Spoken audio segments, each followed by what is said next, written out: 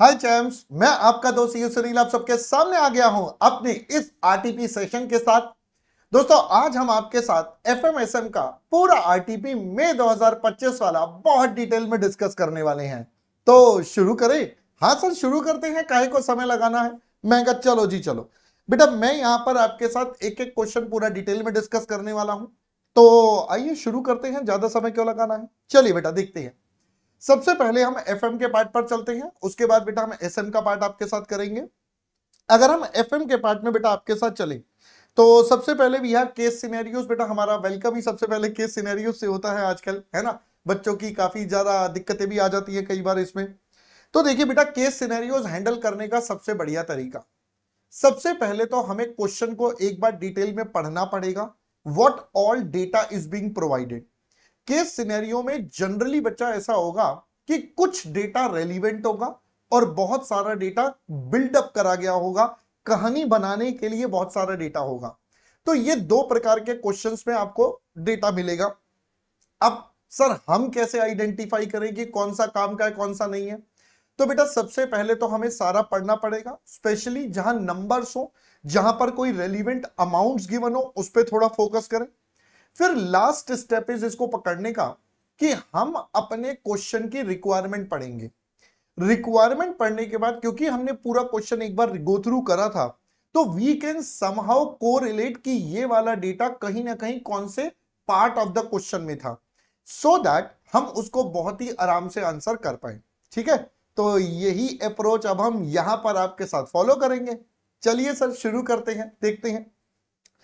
तो हमारे पास इस बार इन्वेस्टमेंट डिसीजन का बेटा टॉपिक इंस्टीट्यूट ने दिया है आपको आरटीपी में। तो चलिए बेटा, हम इन्वेस्टमेंट डिसीजन के ऊपर थोड़ी चर्चा करते हैं।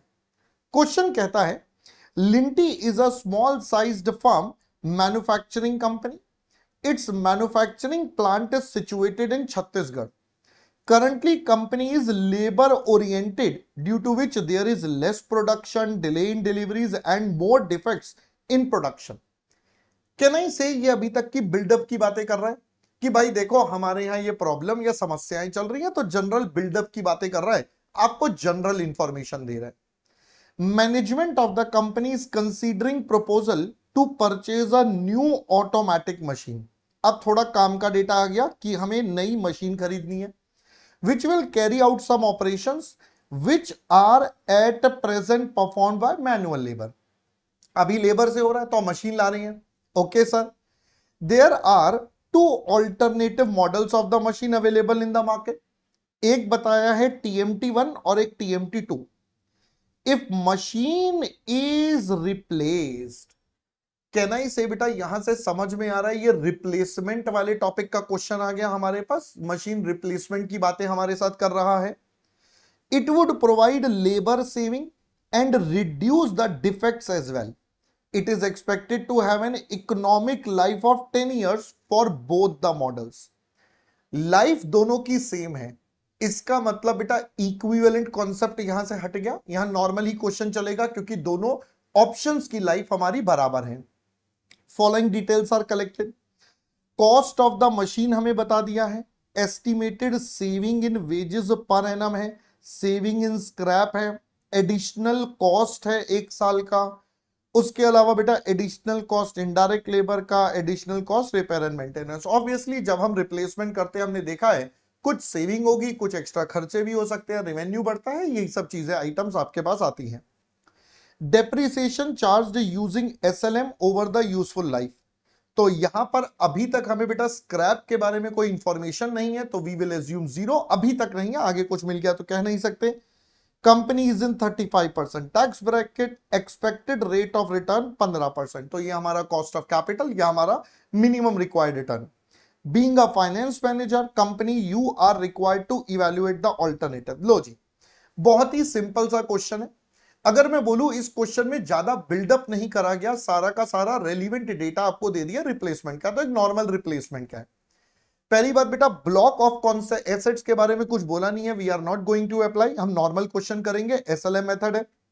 स्क्रैप के बारे में बोला नहीं है तो स्क्रैप बेटा जीरो मान लिया जाएगा। बाकी तो नॉर्मल क्वेश्चन है। अब देखते हैं क्वेश्चन ने पूछा क्या क्या है। What is the annual saving from machine TMT1? कह रहे जी आप बताओ आपकी सेविंग कितनी होगी।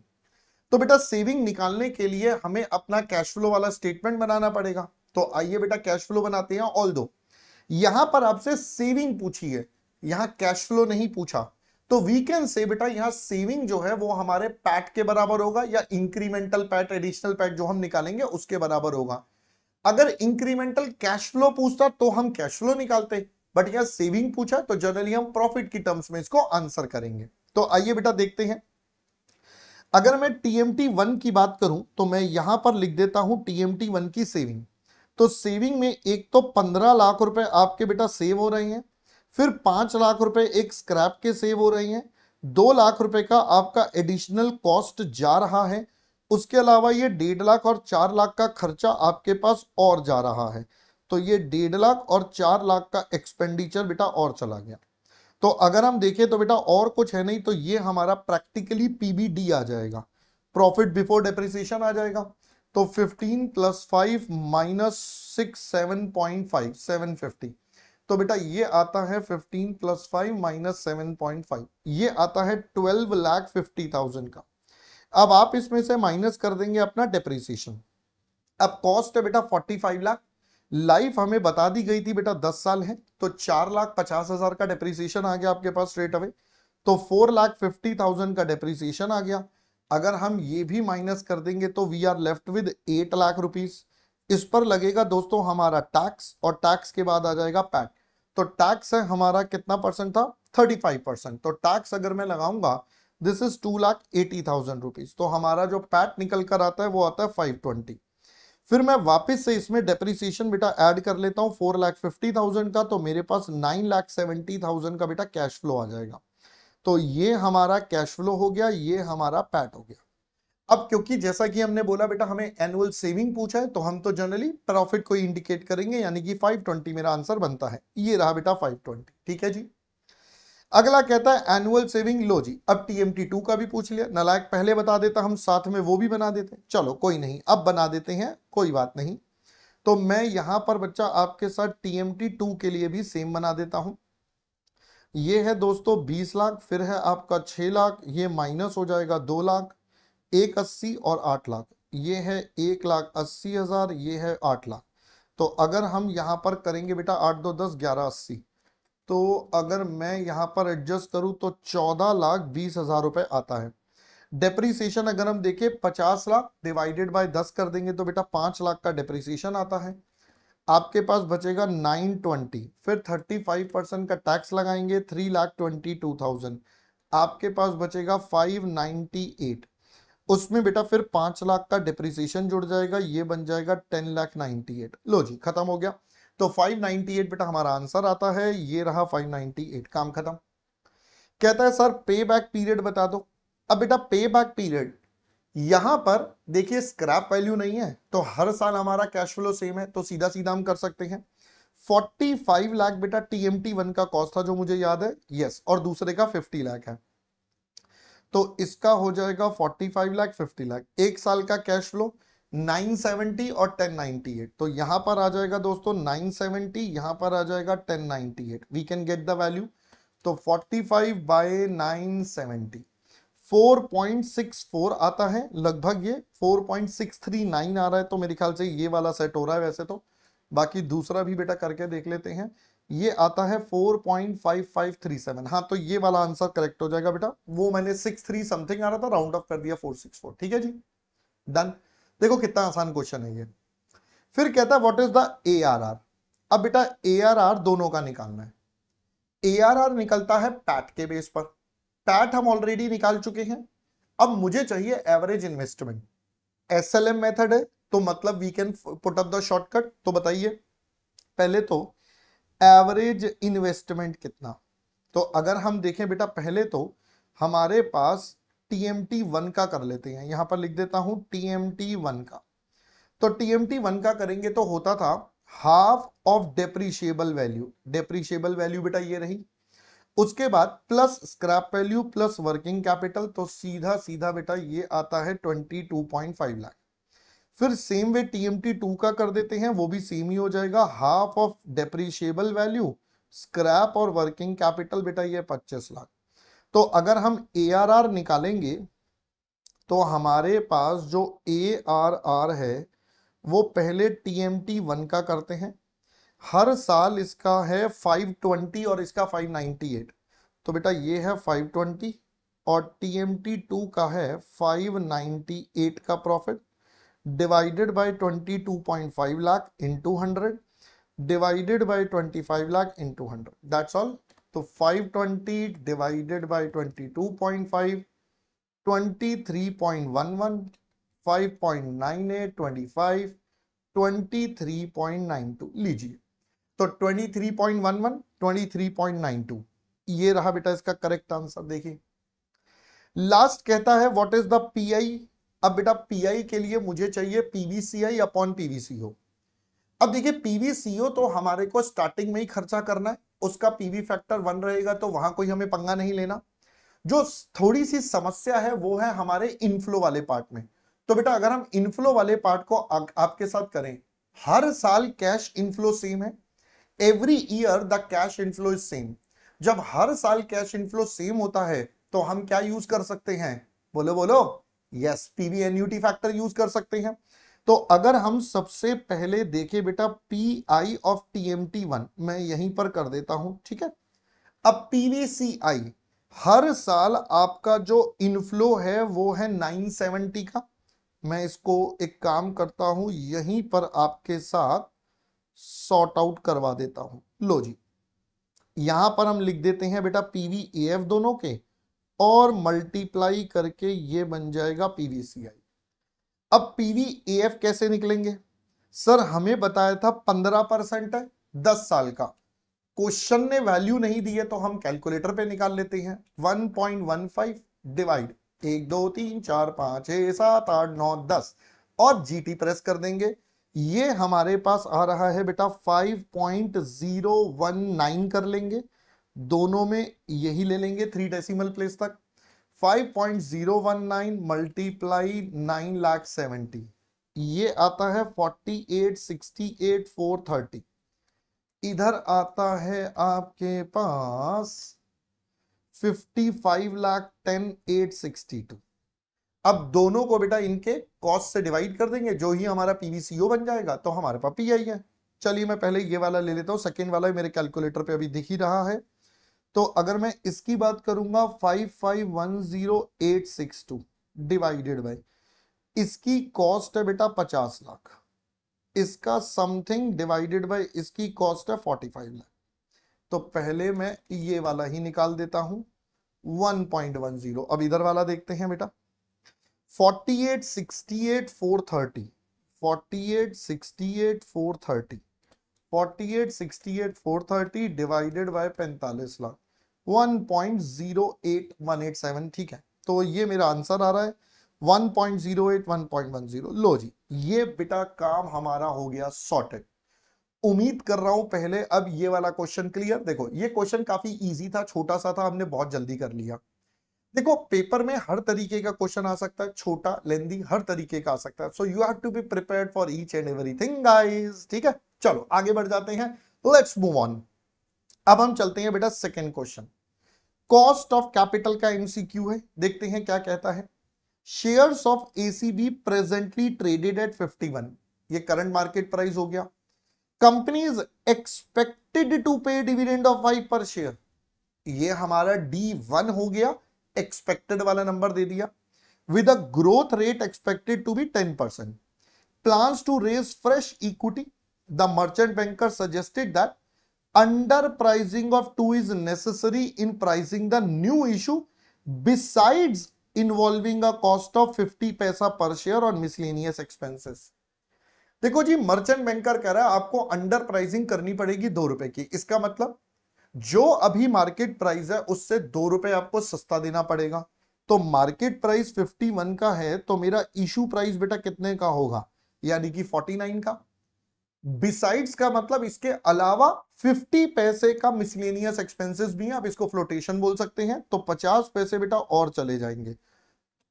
तो अपने पास हमारा P0 बच गया 48.5। Cost of new equity share आपको कहता है ग्रोथ रेट और बाकी सब में कोई बदलाव नहीं है। तो आप मुझे बताइए के E, sir it's a D1P0 plus जी।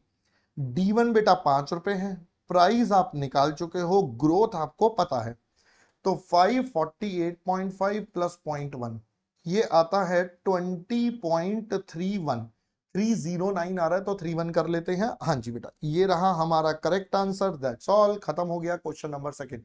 एकदम इजी वाला था, इसमें कोई ऐसा टेक्निकल वाला मैटर नहीं था, है ना, मजा नहीं आया सर, बहुत इजी था। अब भाई इजी है तो मैं क्या करूं, है ना। हाँ चलो ठीक है, आगे बढ़ते हैं।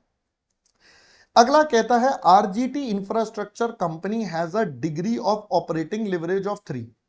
हमें DOL दे दिया है, एट अ सेल्स ऑफ इतना, ऑपरेटिंग इनकम इतना, fall in sales of the company by 10% will result in decrease in operating income of. अब देखिए पहले तो बेटा रिश्ता किसके बीच में बना रहा है, आपका रिश्ता बना रहा है सेल्स और ऑपरेटिंग इनकम, इन दोनों का रिश्ता नेचुरली बेटा DOL बनाता है, यानी कि मुझे अब DOL का कॉन्सेप्ट यहां पर अप्लाई करना पड़ेगा। तो आइए जरा करते हैं। हमें पता है DOL क्या होता है, percentage change in operating income या EBIT divided by percentage change in sales, right. अब DOL हमारे पास है 3, EBIT का परसेंटेज, अरे सानू की, है ना, ये तो अपने को पता ही नहीं है। सेल्स के लिए कहा है फॉल बाय 10%, तो वी कैन से -10 हो जाएगा बेटा, डिक्रीज हो रहा है, तो यानी कि percentage change in EBIT it's a -30%। तो आप मुझे बताइए हमारा न्यू EBIT, सर पहले वाला था 2,20,000, उसमें से 30% आप माइनस कर दो, तो आपके पास बच गया 1,54,000, ठीक है। अब ये तो नया EBIT, हमसे पूछा क्या डिक्रीज कितने से होगा, लो सर आपने निकाल लिया था, तो मैं डिक्रीज का अमाउंट निकाल लेता हूं, तो आप सीधा सीधा कर सकते हो 2,20,000 का 30%, तो अगर मैं करूंगा तो ये आता है दोस्तों 66। तो नया निकालने को बोलता 154, जनरली नया बोलते हैं इसलिए मैंने वो निकाल दिया था भावुक होके, बट नहीं, उसने डिक्रीज बोला था तो हमें 66 लेना है। So that becomes our correct answer, option number C. I hope पहले यहां तक की बात भी क्लियर हो गई। चलो ये वाला लिवरेज वाला क्वेश्चन भी हमारा सॉर्टेड हो गया, आगे बढ़ते हैं। ओहो चलो डिस्क्रिप्टिव क्वेश्चन पर पहुंच चुके हैं अब हम। नाउ व्हाट इज डिस्क्रिप्टिव बेटा, अब ये डिटेल्ड क्वेश्चन आ गए हमारे चैप्टर्स के, तो सबसे पहले हमारे भगवा प्रभु के सबसे प्यारे चैप्टर यानी कि रेशो एनालिसिस के दर्शन होते हैं हमारे सामने, है ना। चलो देखते हैं। कहता है using the information given below prepare the balance sheet of navy private limited. आपको बेटा बैलेंस शीट बनानी है, नॉर्मल सा बैलेंस शीट बनाने वाला क्वेश्चन है। ये डिटेल्स दे दी हैं, स्टॉक टर्नओवर रेशो है, कैश एंड बैंक है, GP ratio, creditors debtors and so on, general data है। All purchase and sales are assumed to be on credit balance sheet। Oh my God, देखिए examiner ने आपको बेटा balance sheet बना के भी दे दी है। ओ माय गॉड, सो हमें सिर्फ इसके मिसिंग फिगर्स भरने हैं। आप यहां पर थोड़ा ऑब्जर्व करिए। अब अगर हम थोड़ा ध्यान से देखें बेटा, ये हमारा वर्टिकल फॉर्मेट दे दिया। अब अगर एग्जामिनर हमें वर्टिकल फॉर्मेट देना है तो हमें इसी फॉर्मेट में अपनी बैलेंस शीट को बेटा कंप्लीट करना पड़ेगा। तो हमें अब इसी बैलेंस शीट को इसी फॉर्मेट में करना है, अब टी शेप नहीं, इसी में करना है। कहता है working note should form part of the answer, ठीक है। एसेट्स में कुछ भी नहीं गिवन, लाइबिलिटीज में चले तो शेयर कैपिटल है, हमारे पास करंट लाइबिलिटीज का टोटल है, यहां लिखा है net of prepaid expenses of 7.5 lakh. मतलब अब की बार एग्जामिनर ने 7.5 लाख के प्रीपेड करंट एसेट्स में ना दिखाकर बेटा ये आउटस्टैंडिंग में से माइनस कर दिए हैं। So that is the simple. भाई करंट एसेट्स में वैसे प्रीपेड आते, बट एग्जामिनर कह रहे जी हमने तो यहीं पर माइनस कर दिए हैं। मैंने कहा ठीक है भाई, कर दिए तो कर दिया, मैं क्या करूं भाई, तुम्हारी इच्छा, तुम कुछ भी कर लेते हो। चलो कर दिए तो हमें भी अब कुछ तो करना पड़ेगा इसका, ठीक है। चलो अब हम शुरू करते हैं। हमारे पास CL सबसे पहले गिवन है, तो कुछ देखते हैं करंट रेशो वगैरह से रिलेटेड क्या गिवन है। सर सर सर सर, अरे हाँ ये रहा, देखो हमारे पास करंट रेशो गिवन है। दोस्तों हमारे पास करंट रेशो गिवन है, तो कहना ही से मेरे पास करंट एसेट्स आ जाएंगे, क्योंकि करंट रेशो क्या होता है sir, we can say 1.6:1 is equal to current assets current liabilities. तो यहां से मेरे करंट एसेट्स हो जाएंगे 1.6 टाइम्स ऑफ 45 लाख।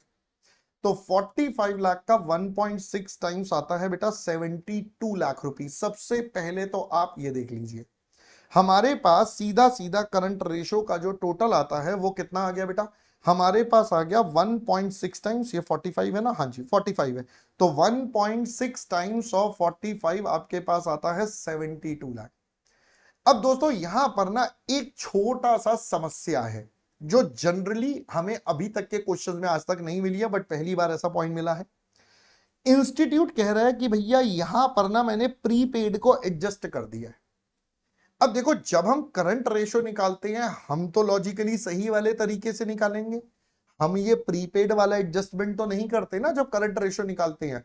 तो हम तो जब करंट रेशो निकालेंगे तो ये प्रीपेड हमारे करंट एसेट्स में जाने चाहिए, यानी कि ओरिजिनली मेरी करंट लायबिलिटी बेटा इतने अमाउंट से ज्यादा होगी, क्योंकि हमने इसमें प्रीपेड बेटा माइनस कर दिए हैं तो ओरिजिनली जो हमारा सीएल होगा वो इतने अमाउंट से ज्यादा होगा।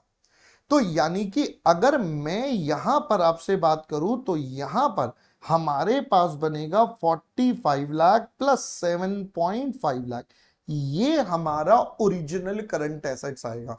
तो 45 प्लस 7.5 52.5 इंटू 1.6, यानी कि मेरे ओरिजिनल करंट एसेट्स आएंगे 84 लाख। अब 84 लाख में से मुझे पता है 7.5 मेरे प्रीपेड है, तो बेटा इसमें अब दो हिस्से हो जाएंगे। क्या क्या सर, इसमें हो जाएगा मेरे पास 7.5 तो मेरे प्रीपेड एक्सपेंसेस हैं और बाकी जो बच गए वो मेरे अदर करंट एसेट्स यानी कि 76.5 हो गए, ये अदर करंट एसेट्स या बाकी के जो क्वेश्चन में है।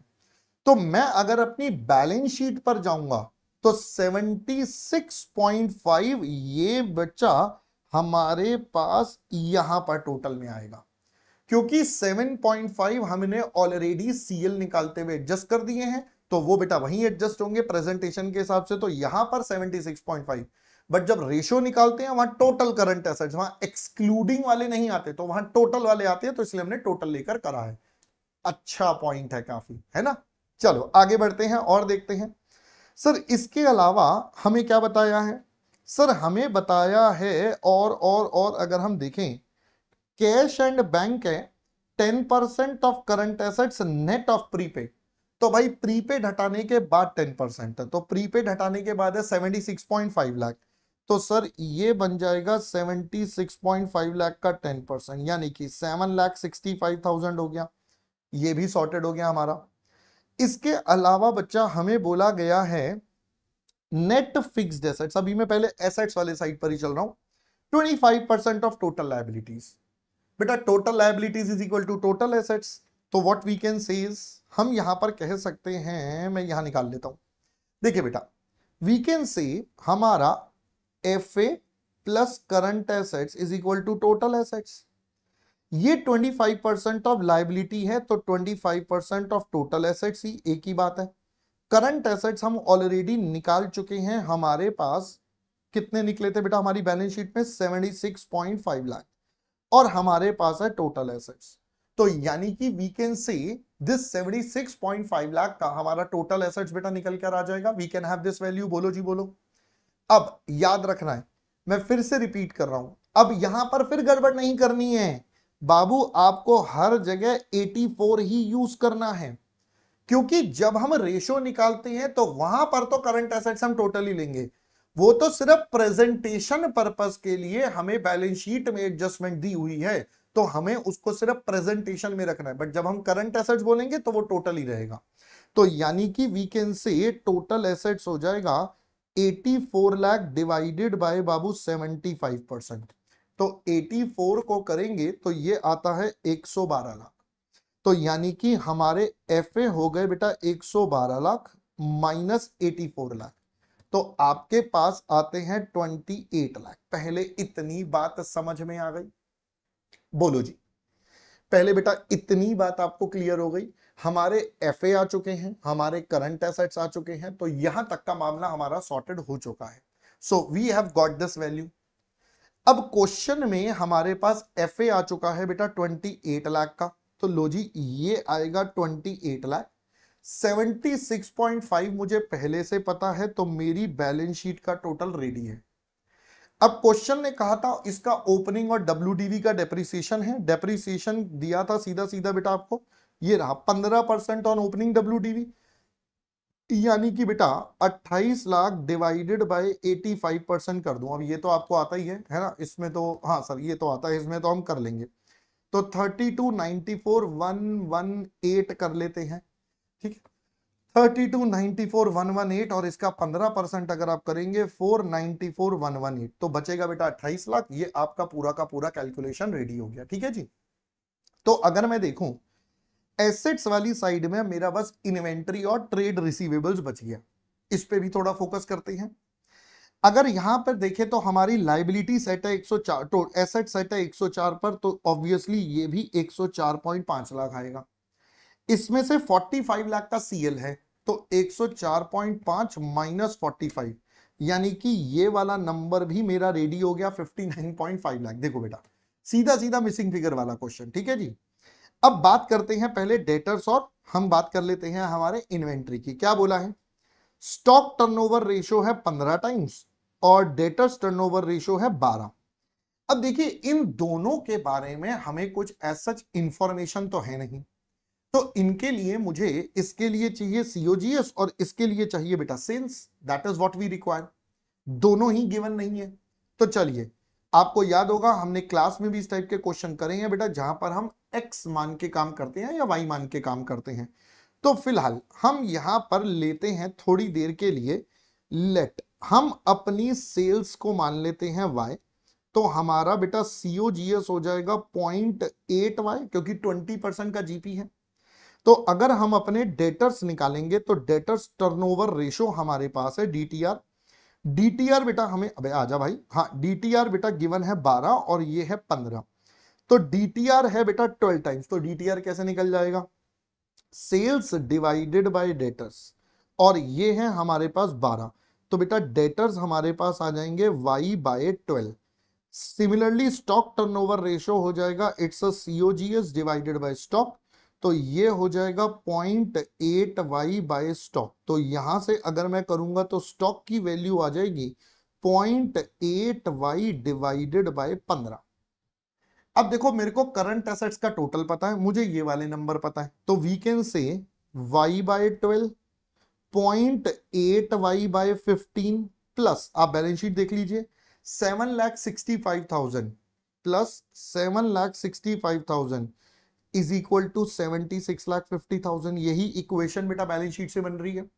अब मैं यहां से y निकाल लेता हूं, एलसीएम ले लेता हूं 12 और 15 का, तो डिनोमिनेटर में हो जाएगा यहां पर 180, ये हो जाएगा 15y, 12 इंटू 0.8, ये होता है 9.6y।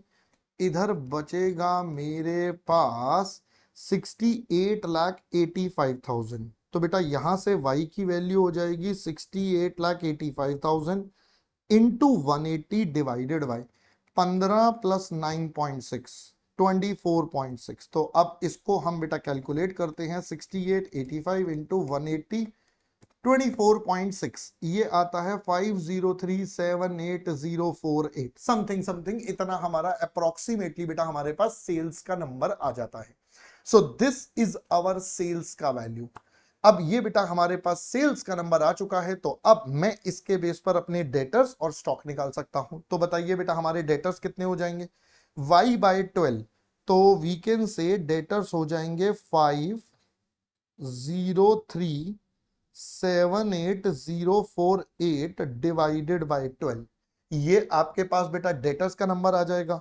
और अगर हम कॉस्ट पर चलेंगे तो हमारे पास है स्टॉक 0.8y, तो ये हो जाएगा 503,78,049 आ रहा है बेटा, ये ना 9 कर लेते हैं, ठीक है। मेरे पास ये 9 आ रहा है, मैंने अभी देखा 0.78 आ रहा है, ठीक है, 9 कर लेते हैं 9, और ये हो जाएगा 0.5 बाय 15। तो लो जी ये वाले दोनों नंबर हमारे पास है 503,78,049 इन डिवाइड बाय 12, ये आता है दोस्तों हमारे पास 4198,171 अप्रोक्सीमेटली आ रहा है, 171 राउंड ऑफ करके 503,78,049.5 बाय 15 ये आता है 1679268। एक बार चेक कर लेते हैं, राउंडिंग ऑफ का कई बार डिफरेंस आ जाता है। जो मुझे दिख भी रहा है शायद है ₹1 का 98,171 7,65,000 नहीं, ये तो कुछ अलग आ रहा है ना। इसका टोटल इज थोड़ा सा डिफरेंट आ रहा है। क्या डिफरेंट, एक बार चेक कर लेता हूं मैं, कहां पर हमने झोल कर दिया। ये y/12 है, ये 0.8 y/15 है, तो मैंने ये गलत कर दिया है। रुको, ये बेटा 0.8 y/15 है। ओहो, मैंने सिर्फ 0.5 कर दिया था। चलो एक बार दोबारा चेक करते हैं। 503,78,049 इंटू 0.8 बाय 15 ये आ रहा है बेटा 26,86,829। अब ठीक लग रहा है, 26,86,829, 4198,171 और 7,65,000। हाँ जी परफेक्ट, अब मैच हो गया। तो लो जी, हमारी एसेट साइड्स अब पूरी की पूरी बेटा टैली हो चुकी है। We are done with the asset sides वाला पार्ट, ठीक है जी। चलो और देखते हैं हम लाइबिलिटी साइड। अब लाइबिलिटी में चलेंगे तो हमारे पास ट्रेड पेबल्स के लिए बोला गया है क्रेडिटर्स टर्नओवर रेशो सीओजीएस का 10 टाइम्स है। तो बेटा ये तो आराम से निकल जाएगा, सीओजीएस का 10 टाइम्स है, तो मैं इसकी कैलकुलेशन लिख देता हूं। ये हो जाएगा 503,78,049.8, ये सीओजीएस है और इसका 10 टाइम्स है। तो बेटा ये नंबर आ जाएगा 503,78,049 इंटू 0.8 डिवाइडेड बाय 10, ये आता है 403,0244। ठीक है, तो आप बेटा आउटस्टैंडिंग को अपना बैलेंसिंग फिगर निकाल सकते हैं, -45 लाख कर देंगे तो ये आता है 469,756। ये आपका बैलेंसिंग फिगर आ गया, ठीक है जी। अब बात बच गई सिर्फ ऊपर वाले पार्ट की, दैट इज इक्विटी रिजर्व और बॉन्ड्स का बाइफर्केशन। अब इसके लिए क्या बच गया, हमने ये भी यूज कर लिया, ये कर लिया, ये भी हो गया, ये भी हो गया, बच गया है सिर्फ एक कैपिटल गियरिंग रेशो। तो चलिए बेटा इसका यूज करते हैं हम। चलो अब मुझे बताओ, अगर मैं कैपिटल गियरिंग रेशो का इस्तेमाल करूं तो कैसे। तो कैपिटल गियरिंग रेशो, तो बेटा ये हो जाएगा bonds divided by share capital plus reserve and surplus, यही हमारे पास बनेगी इक्वेशन। ये है 0.6:1, हाँ 0.6:1। बॉन्ड्स मुझे नहीं पता, शेयर कैपिटल हमें पता है 36 लाख का, रिजर्व एंड सरप्लस नहीं पता। तो अगर हम करेंगे तो 36 इंटू 0.6 ये आता है 21,60,000। 0.6 reserve and surplus is equal to bonds, ये हमारे पास इक्वेशन बन गई। अब दोस्तों कैन आई से, अगर मुझे बॉन्ड्स निकालने हैं तो I can say 59.5 minus 36 minus reserve and surplus. मैं इस इक्वेशन का भी यूज कर सकता हूं। तो मैं बॉन्ड्स को एज अ मिसिंग फिगर अगर निकालूं तो दिस माइनस ये दोनों, तो ऐसा भी लिख सकते हैं 2160 plus 0.6 reserve and surplus, bonds क्या हो जाएगा सर, टोटल है 59.5, फिर -36 माइनस रिजर्व एंड सरप्लस। तो जब हम इसको सॉल्व करेंगे ये हो जाएगा 1.6 रिजर्व एंड सरप्लस 59.5 माइनस 36 और -21.6 1.9 लाख। तो यहां से रिजर्व एंड सरप्लस निकल जाएगा 1,18,750। तो बेटा रिजर्व एंड सरप्लस मेरे पास आ चुका है, तो अब मेरे पास बॉन्ड्स भी निकल जाएगा। So that would be 2160 plus 0.6 into 118,750, तो इंटू 0.6 प्लस 2160 ये आता है 22,31,250। लीजिए, तो यहां पर आकर बाबू मेरी अब पूरी की पूरी बैलेंस शीट आपके साथ होती है तैयार। अब मैं ये वैल्यूज बस ऊपर डाल देता हूं, तो ये मेरे पास आ रहा है 22,31,250, हाँ जी, और 1,18,750। लीजिए, मैंने आपके साथ ये पूरी की पूरी बैलेंस शीट यहीं पर लगे हाथ कंप्लीट करवा दी, सो दैट आपको बेटा किसी प्रकार की कोई भी बाद में दिक्कत परेशानी ना आए। ठीक है जी, डन, पक्का। चल यहां तक का मैटर सॉल्व हो गया। अगले क्वेश्चन पर बढ़ जाते हैं। बिल्कुल सर, बढ़ जाओ सर अगले क्वेश्चन पर। लो जी, कॉस्ट ऑफ कैपिटल का क्वेश्चन हमारे समक्ष आता है। देखिए बेटा क्या कहता है cost of capital. Paramhans Limited has a capital structure that consists of equity share capital, reserve and surplus, bank term loan, debentures, which are redeemable at a premium of 5%, preference share redeemable at a premium of 5%. Coupon rate on debenture is 1.5 times that of bank term loan, whereas the preference dividend rate is 1.5 times of debenture. Tenure for the bank term loan, debenture and preference is this and this. बेटा अगर आपको याद हो, ये पहले भी हमसे question पूछा जा चुका आरटीपी में। वहां पर सिर्फ फर्क ये था, जो मेरे को याद है शायद, उसमें प्रेफरेंस शेयर नहीं था, उसमें सिर्फ बैंक लोन और डिमेंचर्स का आपस में इंटरकनेक्शन था। यहां पर उन्होंने प्रेफरेंस भी डाल दिया है एक एडिशनल, और उसका कनेक्शन उन्होंने इंटरेस्ट ऑन डिबेंचर्स के साथ लिंक कर दिया है। तो यहां पर बेटा आपके तीन इंटरकनेक्टेड वैल्यूज हो जाएंगी। तो इसको करने का सबसे आसान तरीका बेटा यही है, सबसे पहले आप जो सबका बेस है उसको मान लीजिए। जैसे यहां पर बोला debenture is 1.5 times of bank और preference share 1.5 times of debenture, तो बैंक वाले को y ले लो, ये 1.5 हो गया, ये 1.5 इंटू 1.5 y हो जाएगा। तो ये आपके पास पहले तो तीनों के इंटरेस्ट आ जाएंगे। फिर यहां पर ऑब्वियसली हमें केओ गिवन होगा जो लास्ट में हमारे पास होगा, फिर भी देख लेते हैं। Current book value of the capital structure, ये हमें बुक वैल्यू दे दी है। टैक्स रेट हमें बता दिया है। आगे कहता है debentures currently selling at a price of 96, preference share selling at 102, ये हमारे P0 बन जाएंगे। Equity share company quoted at 150, ongoing PE ratio is at इतना।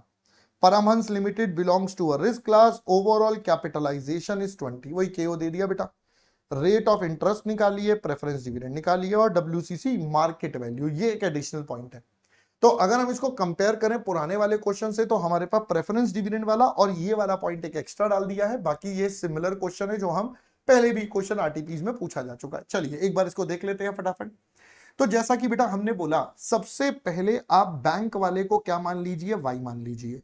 तो अगर मैं यहां पर आपके साथ करूंगा तो इंटरेस्ट ऑन बैंक वाले को हम मान लेते हैं वाई, तो डिबेंचर का बेटा इंटरेस्ट क्या हो जाएगा, y इंटू 1.5, तो आपका पीडी कितना हो जाएगा 1.5 y, तो आपके पास ये आता है 2.25 y। पहले तो बेटा ये तीनों के इंटरेस्ट और हमारे पास पीडी हो गए। सबसे पहले तो बेटा ये आ गया। अब क्योंकि मुझे यहाँ केओ बनाना है तो मुझे इन सबकी कॉस्ट निकालनी पड़ेगी। तो चलिए एक एक करके निकालते हैं। पहले बैंक का, तो हम बात करते हैं केडी बेटा बैंक का, तो ये क्या हो जाएगा I1 minus T by P0, तो आपके पास है y 1 माइनस 0.25 डिवाइडेड बाय, अब आपके पास आ जाएगा बेटा बैंक लोन। बैंक लोन कितने का है, तो आपके पास बैंक लोन है 10 लाख रुपए का। तो अगर हम यहां पर देखें, हमने ऐसे समझा था आपके साथ, y लगेगा बेटा 10 लाख पर और 1 माइनस 0.25 डिवाइडेड बाय 10 लाख, तो अगर हम यहां पर देखेंगे ये बचेगा 0.75y, तो ये आपका टर्म लोन का आ गया। फिर हम निकालते हैं केडी हमारे डिबेंचर का, क्योंकि डिबेंचर का रिडेम्पशन पॉइंट बताया है तो हमें बेटा रिडेम्पशन के हिसाब से करना पड़ेगा। कैसे सर, इसका इंटरेस्ट का रेट है 1.5y, डिबेंचर का वैल्यू है 100 रुपए, ओके। फिर इस पे टैक्स का एडजस्टमेंट प्लस वापस कितना करना है, तो आपको बोला था प्रीमियम है 5 का, तो 100 रुपए वाला बेटा 105 का वापस होगा, ओके। और आज मिलेंगे 96, और रिडेम्पशन कितने साल का है, डिबेंचर जो है वो 5 साल का रिडेम्पशन है। तो चलिए बेटा अब इसकी कैलकुलेशन करते हैं। वापस करने हैं 105, आज मिलेंगे 96, 5 साल में amortise, whole divided by opening closing divided by 2, यही हमने करा हुआ है बेटा आपके साथ। ठीक है, मैंने यहां पर फॉर्मूला नहीं लिख रहा, मैंने डायरेक्टली आपके लिए आंसर कर दिया है।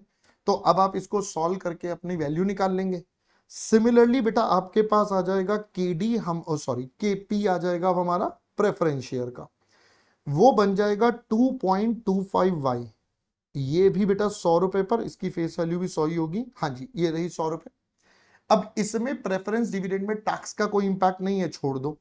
वापस कितने करने हैं, सर ये भी 5% प्रीमियम है, 7 ईयर्स में है, बट इसका P0 बेटा 102 रुपए है। तो चलिए बेटा देखते हैं हम यहां पर, प्लस 105, 102 7 साल में divided by opening closing divided by 2, we can solve it up बेटा। ये हमारा केपी आ जाएगा। हमारे पास केडी आ चुके हैं दोनों, केपी आ चुका है, बच गया केई। अगर मैं केई की बात करूं तो हमें पीई रेशो गिवन है, तो वी कैन सिंपली से 1/पीई, क्योंकि और कोई डेटा हमारे पास है नहीं ना, डिविडेंड बताया ना ईपीएस बताया, कुछ भी नहीं बताया, तो we can't apply any other method. तो हमारे पास एक ही बच गया 1/पीई। पीई हमें 6.6667 गिवन है, 6.6667, तो 6.6667 ये आता है 0.15 यानी कि 15%। अब देखिए आपको केडी पता है, केपी पता है, केई पता है, ठीक है। अब यहां पर कोई फ्लोटेशन नहीं है, तो वी कैन से केई किसके बराबर हो जाएगा, केआर, और वो 15% हो जाएगा, और कोई तरीका भी नहीं है। तो अब मुझे केई केआर दोनों केडी और केपी इन सबकी कॉस्ट पता है, we can find out the WACC. WACC में बेटा इनकी वैल्यू डाल के we can finally find out Y, यहां से हमारा वाई का नंबर मिल जाएगा, क्योंकि डब्ल्यूएसीसी का टोटल हमें पता है 20% आएगा। वाई मिल गया तो यानी कि ये सारे नंबर्स मिल गए, और यही हमें निकालना था। तो पहले दो पार्ट तो बेटा यही हैं आपके। थर्ड पार्ट में हमसे बोला सर मार्केट वैल्यू वेट्स, तो अब मुझे सबको मार्केट वैल्यू में कन्वर्ट करना पड़ेगा। तो मार्केट वैल्यू में जब हम कन्वर्ट करेंगे, कैसे कन्वर्ट होगा, तो अगर हम यहीं पर इसके साथ आपके साथ बनाए मार्केट वैल्यू, तो पहले इक्विटी का, सर 25 लाख डिवाइडेड बाय 100, ये नंबर ऑफ शेयर्स, एक शेयर का वैल्यू आपको 150 रुपए बताया गया है, तो बेटा ये मल्टीप्लाई 150, तो ये आपकी मार्केट वैल्यू आती है 37.5। ये दोनों का मिलाकर है, क्योंकि मार्केट प्राइस में रिजर्व एंड सरप्लस की वैल्यू इंक्लूड होती है, और यहां के आर सेम है, तो सेग्रीगेट करने की जरूरत नहीं है। टर्म लोन की कोई मार्केट वैल्यू होती नहीं है, ये 10 लाख ही रहेगा। डिबेंचर का हो जाएगा 15 लाख 100, और इसका बेटा 96 का, ये 20 लाख 100, और ये 102।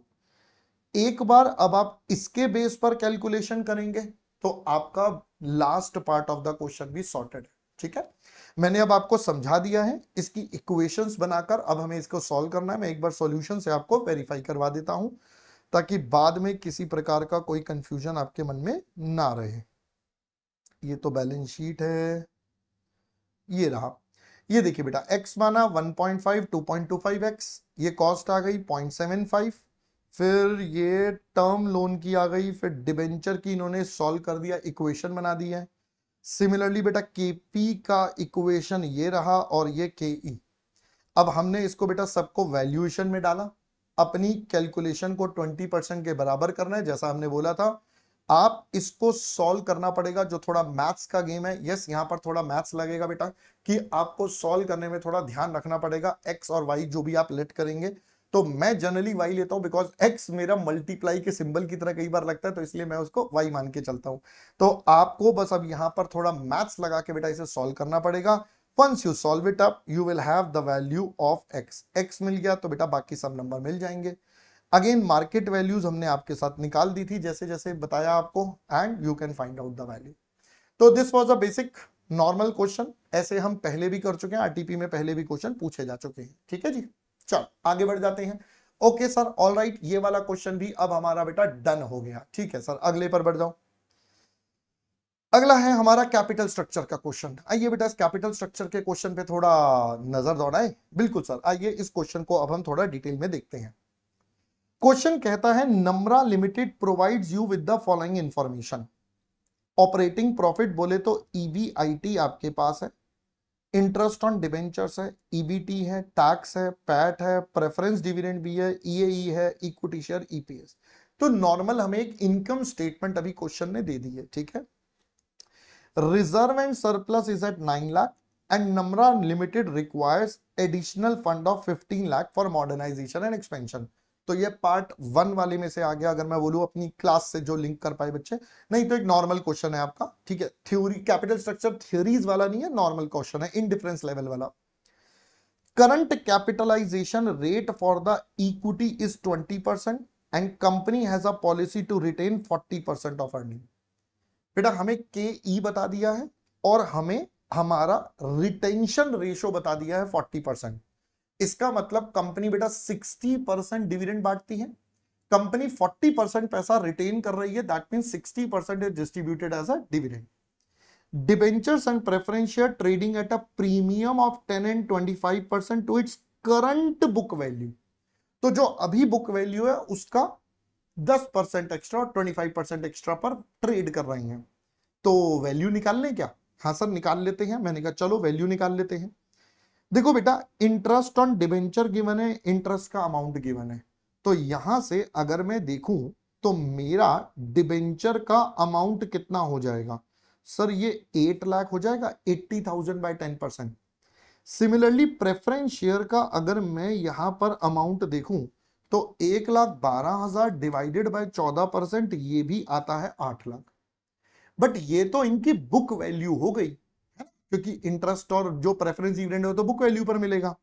कह रहे हैं सर मार्केट में 10 और 25% प्रीमियम है, तो इसका मतलब अगर मैं कहूं market value of debenture 8 lakh है, 10% प्रीमियम है, यानी कि 8,80,000 रुपए का, और market value of preference share हो जाएगा 8 लाख प्लस 25%, यानी कि ये कितना आता है? ये आ गया बेटा 10 लाख। लो जी दोनों की मार्केट वैल्यू भी आ गई।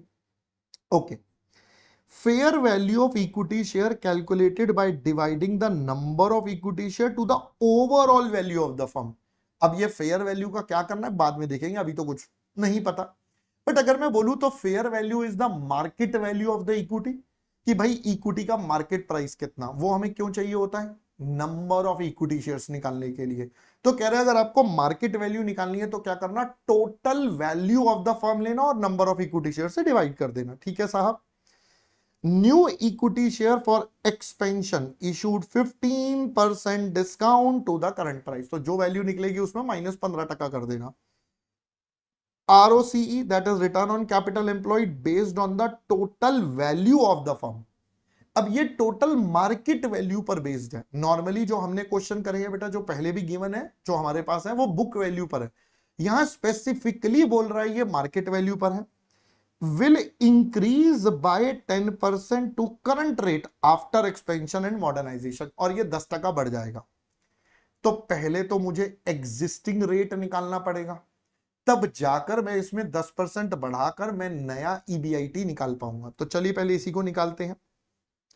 तो अगर हम यहां पर निकालें बेटा एग्जिस्टिंग मार्केट वैल्यू, तो डिबेंचर बेटा 880 के हैं, प्रेफरेंस शेयर कैपिटल 10 लाख का, ये दोनों तो सॉर्टेड है। रिजर्व एंड सरप्लस 9 लाख का रहेगा, उसकी तो मार्केट वैल्यू होती नहीं है। बच गया बेटा इक्विटी। इक्विटी शेयर्स हैं 16,000 रुपए के, और यहां पर आपको कहीं बताया प्राइस इसका? बताओ जी बताओ, इसका प्राइस नहीं बताया सर हमें। तो अब मुझे इक्विटी का प्राइस भी निकालना पड़ेगा। वो कैसे सर? क्वेश्चन ने बोला 40% रिटेन करना है, हमें केई गिवन है, तो क्या मैं यहां से P0 निकाल सकता हूं? बिल्कुल निकाल सकते हैं सर। तो आइए बेटा यहां से हम पहले P0 निकालने का प्रयास करते हैं। तो हमें पता है के E is equal to D by P0। तो बेटा के ई है 0.2, डिविडेंड हो जाएगा 20 रुपए का, 60% डिवाइडेड बाय P0। तो यहां से P0 कितना? 20 इंटू 60% डिवाइड बाय 0.2, 60 रुपीज का बेटा ये हमारा मार्केट प्राइस आ गया। हमने यहां पर ग्रोथ रेट क्यों नहीं लिया? क्योंकि क्वेश्चन ने बोला नहीं है, तो हम सिंपल डिविडेंड मॉडल अप्लाई कर देंगे। तो डिविडेंड मॉडल से हमने यहां पर मिसिंग फिगर 60 रुपए निकाला, तो हमारे पास हो जाएगा बेटा 16,000 शेयर हैं 60 रुपए के हिसाब से। 16,000 शेयर हैं 60 रुपए के हिसाब से 960 प्लस 9 प्लस 880 प्लस 10, तो ये टोटल मार्केट वैल्यू आती है 3740। तो हमारा बेटा हमारे पास न्यू मार्केट वैल्यू की न्यू वैल्यू कितनी हो जाएगी? 3740 अभी है, 15 लाख और चाहिए, तो हमारे पास आएगा 52.4। अब अगर हम कहें हमारा न्यू EBIT, तो पहले हम कमाते थे 6,20,000 रुपए, 620 कमाते थे ऑन अ बेस ऑफ 3740। ये पहले तो 10% बढ़ जाएगा, और अब ये 52.4 लाख का हो जाएगा। तो 6.2 या 6,20,000 3740 इंटू 10 इंटू 52,40 यानी कि 955,529। ये हमारे पास बेटा हमारा नया वाला क्या निकल जाएगा, हमारा नया ईबीआईटी। अब मैंने ये बहुत ज्यादा राउंड ऑफ कर दिया है, ठीक है। अब मेरे को नहीं पता सॉल्यूशन में क्या कर रखा है, एक बार चेक कर लेते हैं ताकि यहां तक का पहले आपको मैच करवा दूं आंसर। ओहो, इनका थोड़ा डिफरेंट आ रहा है। तो राउंडिंग ऑफ में कहीं इशू आया है, या तो इन्होंने पहले रेट निकाल के 10% जोड़ा होगा फिर निकाला होगा, क्योंकि वो राउंडिंग ऑफ के चक्कर में ही फर्क है। देखो पहले 3 डिजिट मैच हो रहे हैं, लास्ट के 3 डिजिट में गड़बड़ आ रहा है ना, तो राउंडिंग ऑफ का इशू रहा होगा। तो वैल्यू ऑफ द फर्म कितना निकला इनका, ये रहा। वैल्यू ऑफ द फर्म बेटा सेम आ रहा है, हाँ वही करा ना। पहले 16.58% निकाला, परसेंटेज निकाला, 10% जोड़ा, नया रेट निकाला, उसको भी राउंड ऑफ कर दिया, और फिर 18.24 लगाया। तो राउंडिंग ऑफ की वजह से फर्क है और कुछ भी नहीं है, ठीक है। आप दोनों में से कुछ भी कर सकते हो, आप ये वाला भी कर सकते हो, यूज कर सकते हो, राउंडिंग ऑफ का डिफरेंस आएगा। तो हमने अपनी कैलकुलेशन यहां दिखा दी है, ठीक है। तो ये आपका नया पहले तो ईबीआईटी सॉर्टेड हो गया, सबसे इंपॉर्टेंट जो परेशानी है, ठीक है। आगे बढ़ते हैं। आगे कहता है if the capital gearing ratio goes above 2.5 interest rate on additional debt increase by इतना and dividend on preference share increase by half। अब यहां पर बेटा डेट इक्विटी की जगह कैपिटल गियरिंग दे दिया, कोई बात नहीं है। कैपिटल गियरिंग क्या होता है, जो फिक्स्ड इनकम सिक्योरिटीज है डिवाइडेड बाय टोटल इक्विटी। अब एक कैच है यहां पर जो आपको ध्यान रखना, भी बताता हूं। रिक्वायर्ड टू एडवाइस दो फाइनेंशियल प्लान का बताना है, या तो 2/3 डेट से लेंगे एंड रिमेनिंग प्रेफरेंस से, या इक्विटी से। अब देखिए यहां पर बेटा कैपिटल गियरिंग निकालते हुए एक बात का ध्यान रखना है कि जब आप कैपिटल गियरिंग निकालेंगे वो हमेशा बुक वैल्यू के बेस पर, रेशो बुक वैल्यू पर। तो वो जो आरओसीई था वहां स्पेसिफिकली बोला था कि आपको वैल्यू ऑफ द फर्म पर लेना है, इसलिए निकाला, वरना वो भी बुक पर होता। बट यहां स्पेसिफिकली मार्केट वैल्यू बोला था तो वो लेंगे, but capital gearing balance sheet या बुक वैल्यू के बेस पर निकालेंगे। अब ये कैसे निकालेंगे, आइए जरा निकालते हैं। तो कैपिटल गियरिंग रेशो, ठीक है, पहले वाले केस में लेते हैं। पहले वाले केस में हमारे डिबेंचर है 8 लाख के, ये भी 8 लाख के प्रेफरेंस शेयर, ये फिक्स्ड हो गए। 15 लाख बेटा इन दोनों के टोटल से ही आएगा, बदले में इक्विटी। इक्विटी कितना है, इक्विटी में 9 लाख का रिजर्व है, और हमें बुक वैल्यू लेनी है 16,010 रुपए के हिसाब से 1,60,000। हमें बेटा मार्केट वैल्यू यूज नहीं करनी है यहां पर। तो ये आपका कैपिटल गियरिंग पहले वाले में 8 + 8 + 15 31 लाख डिवाइडेड बाय ये हो जाएगा 160 1060। तो ये आता है आपके पास 2.92। वेरी गुड, बहुत बढ़िया। यानी कि यहां कंडीशन ब्रीच हो गई है, तो इंटरेस्ट जो आपका लगेगा, अब बोला 200 बेसिस पॉइंट से बढ़ जाएगा। पहले कितना था, पहले बेटा 10% था। 200 बेसिस पॉइंट, ये मैंने स्पेसिफिकली पीटीआर में आपको क्लास में लिखा हुआ है, 200 बेसिस पॉइंट इज 2%। तो बेटा इंटरेस्ट ऑन न्यू डिवेंचर कितना हो जाएगा सर, ये हो जाएगा 12%। और preference dividend on new PSC ये 0.5% बढ़ जाएगा। यहां बोले ना बेटा 0.5%, पहले था हमारा 14%, तो अब 0.5% बढ़ के 14.5।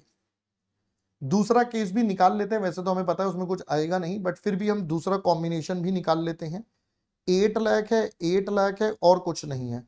अब जो 15 लाख है वो इक्विटी से आ रही है, तो 9 lakh plus 0.16 into 10 plus 15 lakh. तो अगर हम करेंगे इट्स 16 लाख बाय 10, और ये हो जाएगा 2560। तो ये तो ऑब्वियसली बेटा कम ही आ रहा है ना, ये आ रहा है 0.625। चलो खैर, हमें कैलकुलेट करना था, हमने कर दिया। तो अब मेरे पास सारा डेटा रेडी है to find out the values. अब मैं इसको फाइंड आउट कर सकता हूं। एक समस्या और रह गई बस, वो और सॉर्ट हो गया तो क्वेश्चन खत्म है, एंड दैट इज हमारा न्यू इक्विटी शेयर का प्राइस। तो क्वेश्चन ने कहा था भैया 15% डिस्काउंट होगा जो करंट वैल्यू है। करंट वैल्यू कैसे निकलेगी, नंबर ऑफ शेयर्स को ओवरऑल से डिवाइड कर दो। तो चलिए बेटा इसको करके देखते हैं।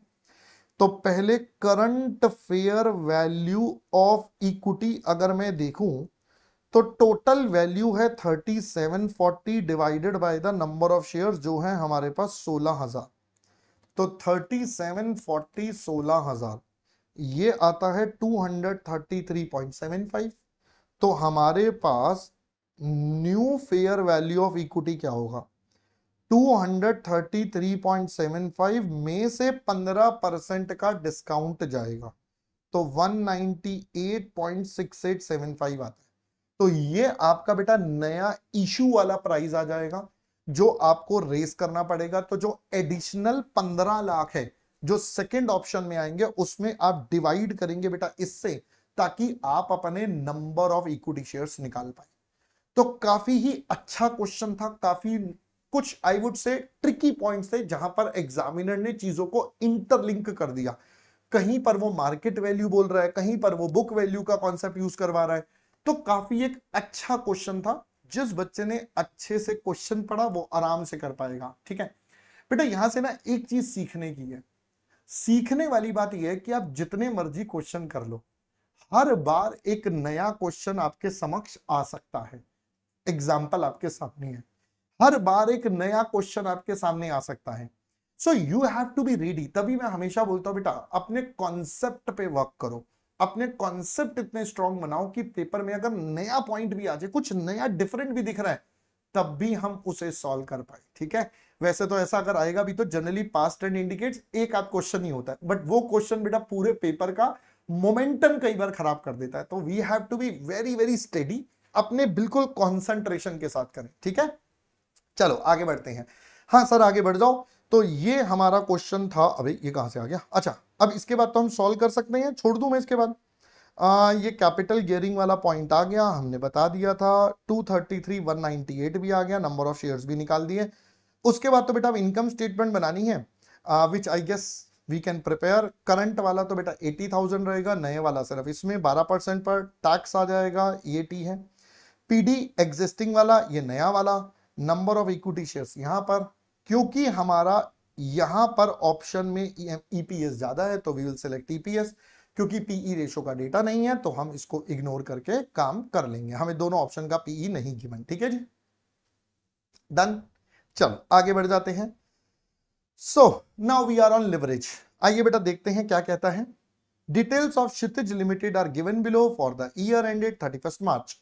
We have sales, we have FC, break even. ओहो, देखिए बेटा ब्रेक इवन गिवन है और आपको फिक्स्ड कॉस्ट गिवन है, तो अपन इन दोनों से सबसे पहले बेटा पीवी रेशो निकाल लें। इन दोनों से तो हमारा ब्रेक इवन पॉइंट होता था एफसी बाय पीवी, तो यहां से पीवी रेशो हो जाएगा बेटा आपका FC divided by break even. So ये आता है 45, 120, 37.5%। ठीक है जी, इक्विटी है, टैक्स है, कॉस्ट ऑफ डेट है, डेट है, ओएलएफएल सीएल निकालना है और पीवी रेशो। पीवी रेशो तो निकाल दिया, अब ओएलएफएल सीएल के लिए इनकम स्टेटमेंट बना लेते हैं। तो इनकम स्टेटमेंट अगर हम बनाएं तो सबसे पहले आएगा कंट्रीब्यूशन, तो ये हो जाएगा 180 लाख का 37.5%। तो ये आता है बेटा 180 लाख का 37.5 इज 67.5 लाख। फिर इसमें से माइनस हो जाएगा हमारा एफ सी 45 लाख, तो हमारे पास आ गया ईबीआईटी। तो हमारा ईबीआईटी आता है 22.5 लाख, माइनस हो जाएगा इंटरेस्ट कितना सर? 90 लाख है। सर ध्यान से देखें यहां पर है केडी। अब देखिए पास्ट में ना एक गड़बड़ हो रखी है, इंस्टीट्यूट कभी तो केडी को आफ्टर टैक्स मानता है, कभी बिफोर टैक्स मानता है। दोनों ही तरीके के क्वेश्चंस हमारे पास पास्ट में अलग अलग लेवल्स पर दिखे हैं। अब आपकी मर्जी है बेटा। देखो वैसे तो हमेशा प्रेफर्ड ये है कि जब आपको लिखा है कॉस्ट ऑफ डेट केडी तो हम तो यही मान के चलेंगे ये आफ्टर टैक्स है, तो मैं इसको बनाऊंगा बिफोर टैक्स। तो बिफोर टैक्स बेटा क्या हो जाएगा? 9% 25 के बाद है, तो ये 75% वाले पार्ट को रिप्रेजेंट कर रहा है। तो यानी कि मेरा इंटरेस्ट जो होगा वो 12% होगा। अब अगर आप मानते हो कि ये 9 बिफोर टैक्स है तो आप ऐसे कर लेना, मैं आफ्टर टैक्स मान के इसको बिफोर टैक्स बना रहा हूं। ठीक है, मुझे नहीं पता सॉल्यूशन, मेरे ख्याल से आफ्टर डी होना चाहिए क्योंकि केडी गिवन है। तो 90 लाख का 12% अगर हम करेंगे तो बेटा ये आता है 10,80,000 रुपए। तो ये आ गया 10,80,000। तो हमारे पास बच गया ईबीटी, तो ईबीटी बचेगा 11,70,000। फिर टैक्स लग जाएगा एट द रेट ऑफ, हमारे पास है 25%, तो 25% का टैक्स लगाएंगे तो 292,500 का टैक्स आ गया, हमारे पास ईएटी आ जाएगा, हमारे पास आता है 877,500। प्रेफरेंस वगैरह कुछ बोला नहीं है तो काम खत्म। अब बेटा हम OLFLCL तीनों आराम से यहां से निकाल सकते हैं, उसमें कोई आपत्ति नहीं। Return on capital employed and EPS, तो भाई ईपीएस तो सीधा है this divided by the number of shares, तो 150 लाख 100 रुपए का है तो 15,000 से डिवाइड कर दोगे, ईपीएस आ जाएगा। आरओसीई बेटा कैसे निकल जाएगा, रिटर्न ऑन कैपिटल एम्प्लॉयड, कमाया कितना, तो ईबीआईटी कमाया है 22.5 लाख, कितना पैसा लगाया, डेट और इक्विटी, तो 150 प्लस 90, हमने लगाए हैं बेटा 240 लाख, तो ये हमारा आरओसीई आता है 9.37। लो जी ठीक है।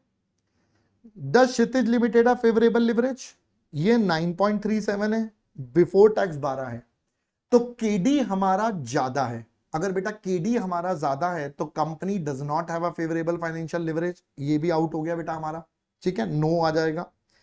Change in EPS if EBIT increase और डिक्रीज बाय इतना, बताइए बेटा ये रिश्ता कौन बनाएगा, ईपीएस और ईबीआईटी का, सर ये फाइनेंशियल लिवरेज बनाएगा।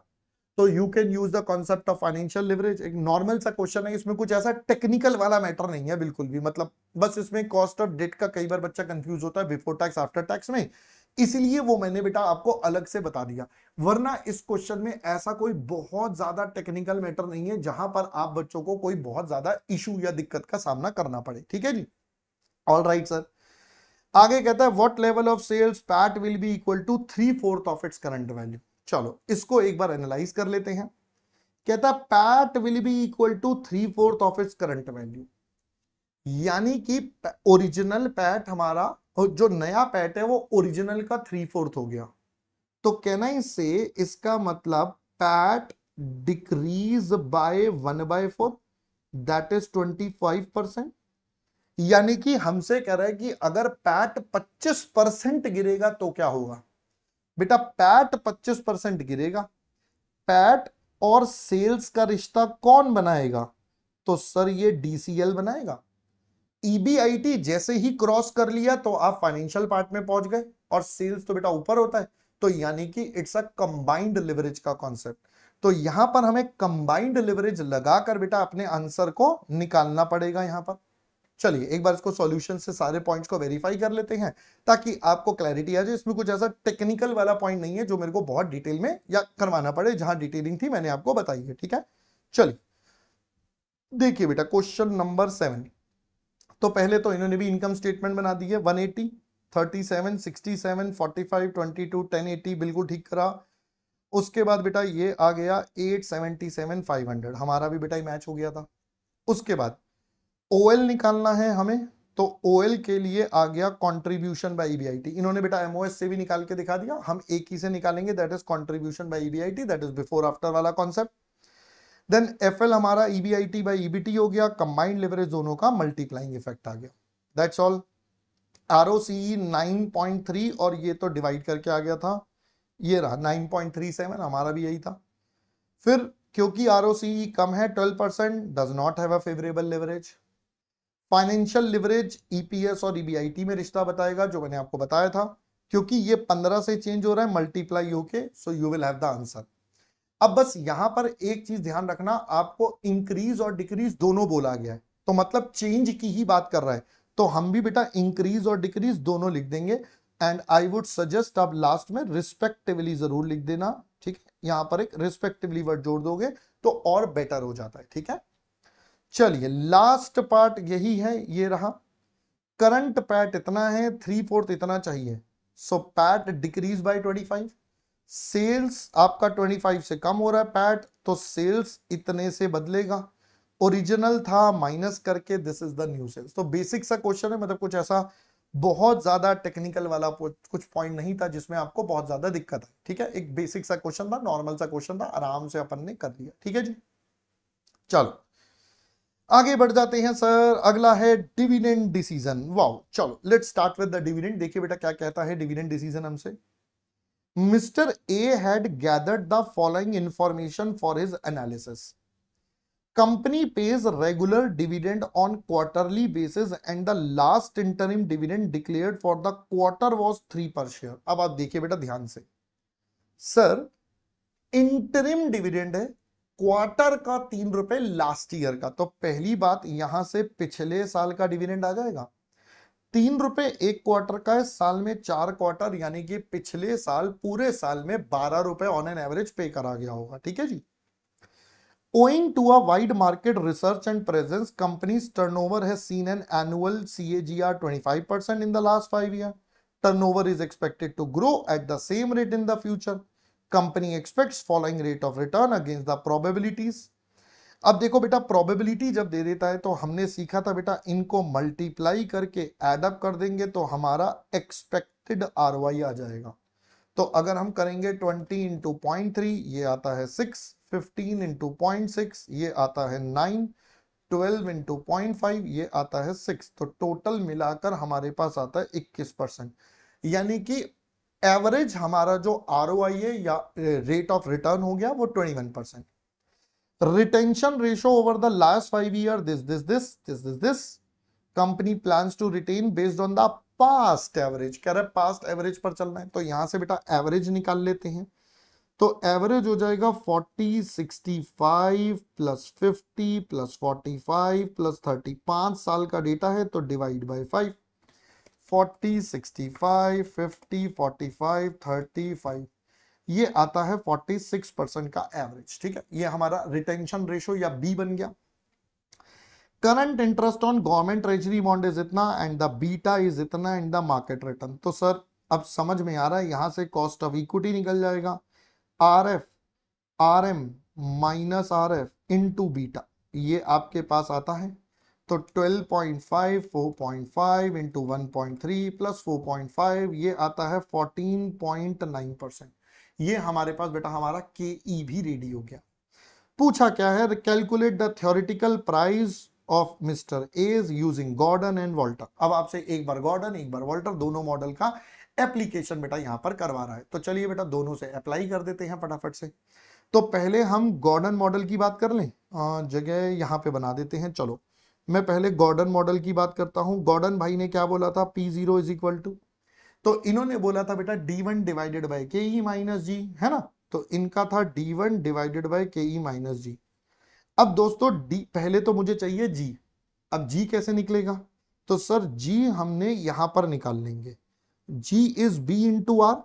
सर बी हमारे पास है 46%, आर है 21%, तो 0.46 का अगर हम करेंगे 0.46.21 तो ये आता है 9.66% का हमारा ग्रोथ रेट। ठीक है जी। अब 9.66 आ रहा है, पिछली बार था 12, 1 plus 0.0966 divided by cost of equity हम निकाल चुके हैं 14.9, यानी कि 0.149 0.0966।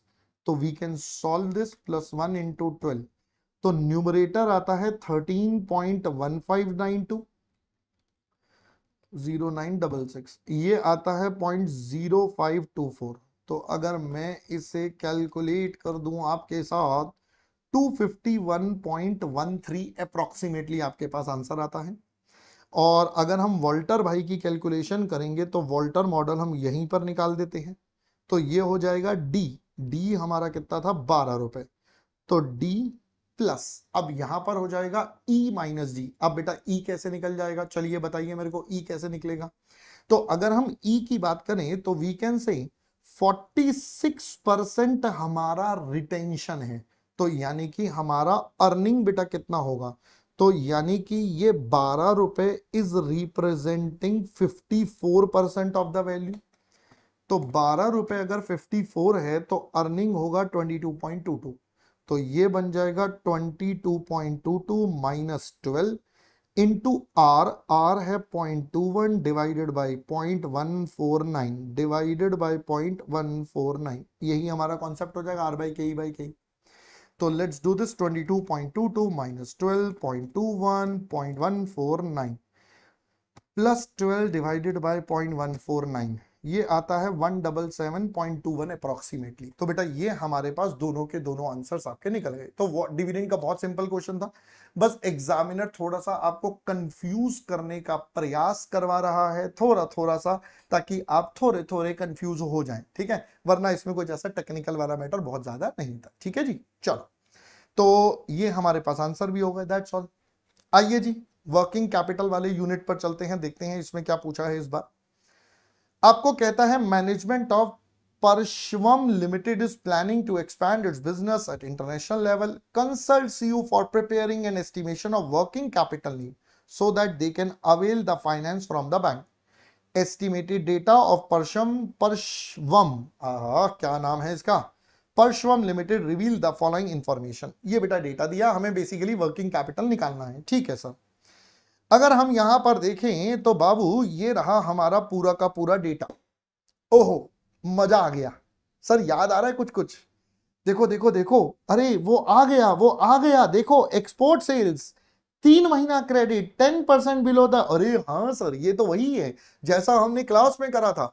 अब अगर आपको और याद दिलाऊं तो हमने यहां पर देखा था admin overheads were related to the production, same type का क्वेश्चन था, है ना, बट यहां कुछ एक्स्ट्रा है, क्या दिख रहा है, अरे सर ये कुछ मटेरियल भी दो दो दे दिए नालायक ने, हाँ सर ये भी दो दो दे दिए, इंपोर्ट भी दे दिया, डोमेस्टिक भी दे दिया, something something is given.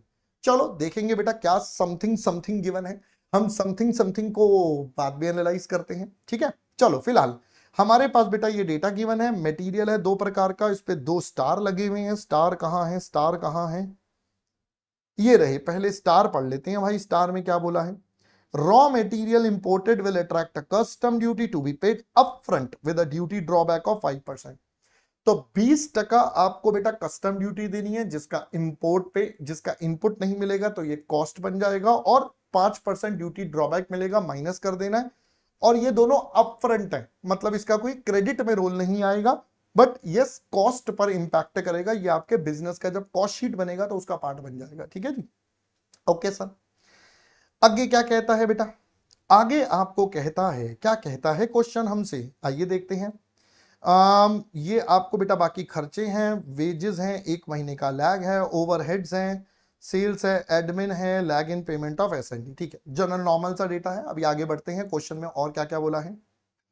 Advance income tax इतना for the quarter falling in the next financial year paid by the company. तो बेटा ये आपका प्री पेड में चला जाएगा 25,000, ये अगली बार का पैसा आपने एडवांस में दे दिया है, तो 25,000 becomes your advance income tax. Manufacturing overheads is inclusive of depreciation on the new machine purchase for tailor made export products. तो यानी कि बाबू इसके आगे मैं लिख देता हूं इंक्लूडिंग डेप्रिसिएशन, ठीक है, इसमें जुड़ा हुआ है, क्वेश्चन ने आपको पहले से बता दिया है।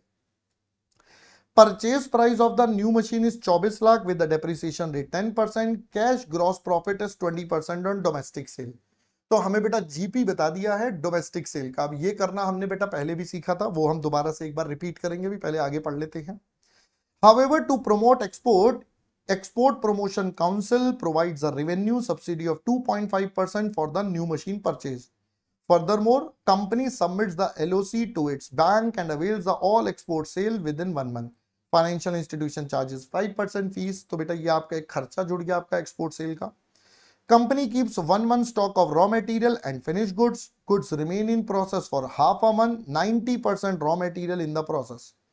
अब देखिए बेटा यहां मटेरियल तो 90 बता दिया, बाकियों के बारे में नहीं बोला, तो स्टैंडर्ड अजम्पशन अपन 50% मान लेंगे। Company believes in keeping cash and bank कितना, management is the opinion, safety margin 15।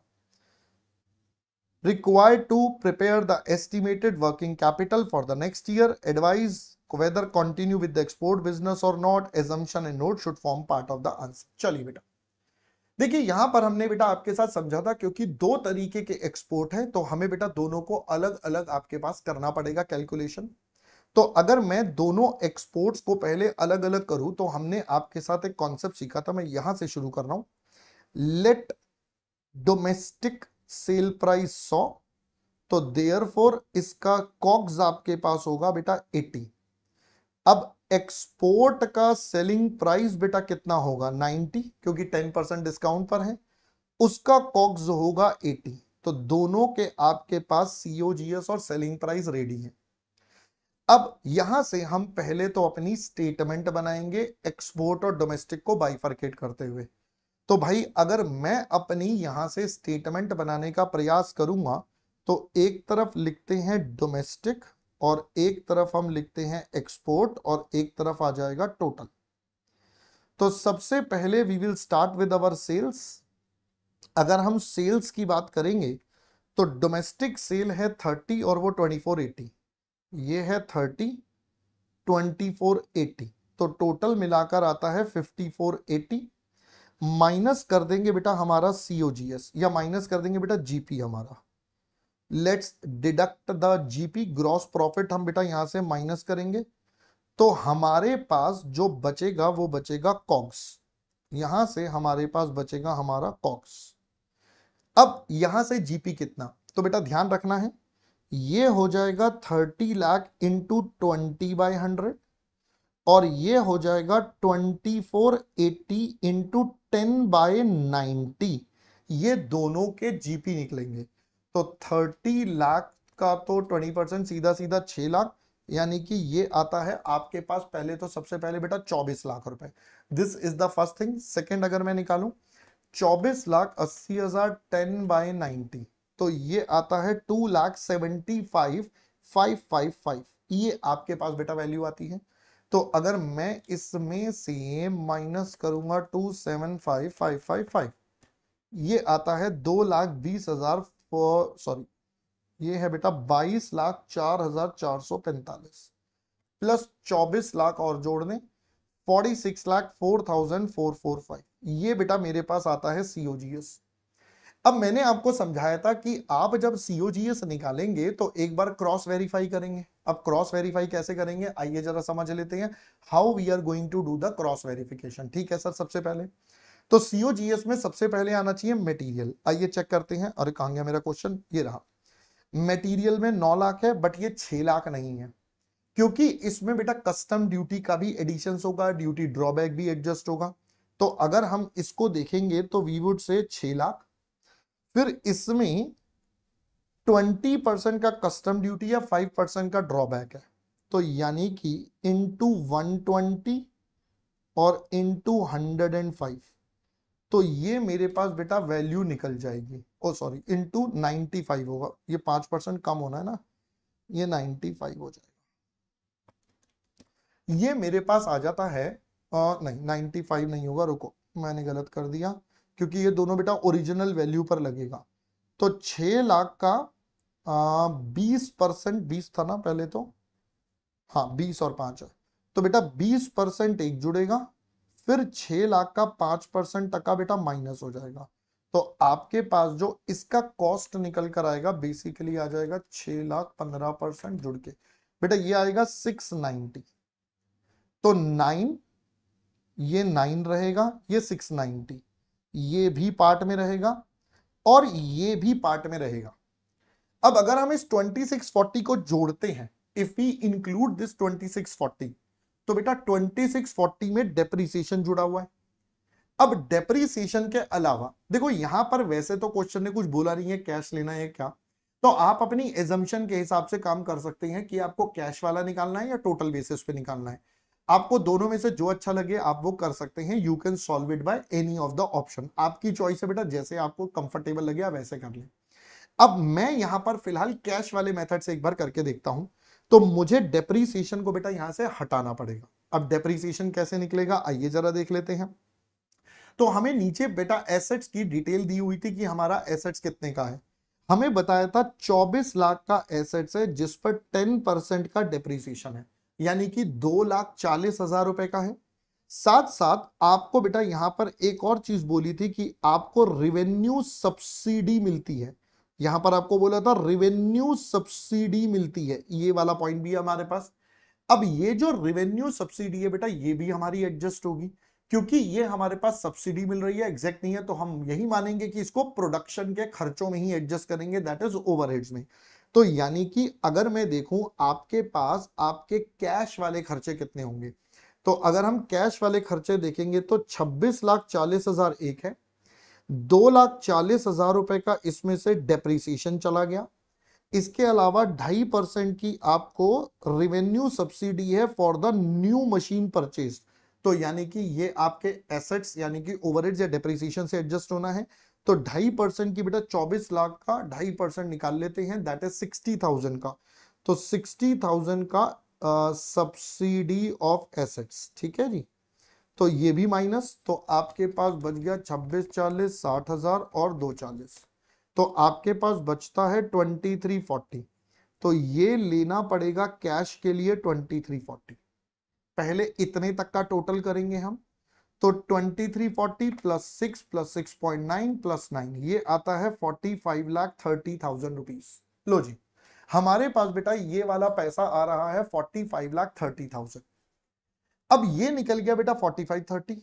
मुझे कितना चाहिए था सर? मेरा जो COGS आ रहा है वो 46,04,000 आ रहा है। अब मेरा COGS ज्यादा आ रहा है, यानी कि कुछ एक्स्ट्रा खर्चा होगा। सेम हमने क्लास में करा था बेटा, जहां पर जब हमने क्लास वाला करा था, जब पहले पुराना आरटीपी का क्वेश्चन लू, इन दोनों का difference was exactly equal to the admin, but यहां नहीं है। अगर हम देखें, ये है 4530, ये है 4604। तो अगर मैं इनका डिफरेंस निकालूं, ये आ रहा है कुछ 74,445 रुपीज का। अब बेटा ये जो डिफरेंस है, ये कोई नंबर तो मैच नहीं हो रहा, तो हम मान लेंगे बेटा ये missing figure is other manufacturing overheads, क्योंकि ये COGS का पार्ट है, तो हम तो इसको प्रोडक्शन वाले ओवरहेड्स ही मान के चलेंगे। अब ये कह दो फ्लॉ है क्वेश्चन में या मिसिंग फिगर है, आपको जैसा इंटरप्रेट करना है वैसा कर सकते हो, but yes this is a गड़बड़ in the question, so we have to go by whatever is given. तो 74,445 हमारा एडिशनल ओवरहेड्स है। यहां से समझ में आया कि एडमिन और सेलिंग बेटा हमारे बाद वाले पार्ट में ही जुड़ेंगे, पहले प्रोडक्शन से रिलेटेड नहीं है, क्योंकि ये दोनों हमारे एग्जैक्टली ऑलमोस्ट मैच हो रहे हैं, इसका डिफरेंस नहीं मैच हो रहा। तो सर अब हम इसके बाद यहां पर एडमिन खर्चे जोड़ देंगे और हम अपने सेलिंग एंड डिस्ट्रीब्यूशन को भी जोड़ेंगे। ये दोनों जुड़ेंगे बेटा सेल्स की रेशो में, क्योंकि ये दोनों सेल्स पर डिपेंड होंगे, तो 30:24.8 की रेशो में दोनों के दोनों डिस्ट्रीब्यूट हो जाएंगे। इसके अलावा यहां पर आपके एक बैंक वाले चार्जेस थे जो यहां पर लिखा था, ये रहा फीस वाला, फाइनेंशियल इंस्टीट्यूशन चार्जेस, जो आप अपने सेल्स के लिए और यूज करते हैं डिस्काउंटिंग के लिए। तो भाई ये वाले चार्जेस भी यहां पर आपके जुड़ जाएंगे, ये बैंक वाली फीस भी आपकी यहां जुड़ जाएगी। जब आप ये सब जोड़ देंगे तो आपका फाइनली बेटा निकल कर आएगा कॉस्ट ऑफ सेल्स। याद रखना बेटा, बैंक वाले सिर्फ एक्सपोर्ट में जुड़ेंगे और वो एक्सपोर्ट की सेल का परसेंटेज आएगा। तो 24,80,000 का 5%, यानी कि वो सिर्फ इसमें जुड़ेगा 1,24,000, ठीक है, वो बाकियों में नहीं जुड़ेगा, वो डोमेस्टिक का पार्ट नहीं है। यहां से अब आपकी कॉस्ट ऑफ सेल्स निकल जाएगी। उसके बाद बेटा हमें जो चाहिए वी कैन फाइंड आउट। हमारे पास पहले आ जाएगा रॉ मटेरियल का स्टॉक, 1 महीने का बोला है।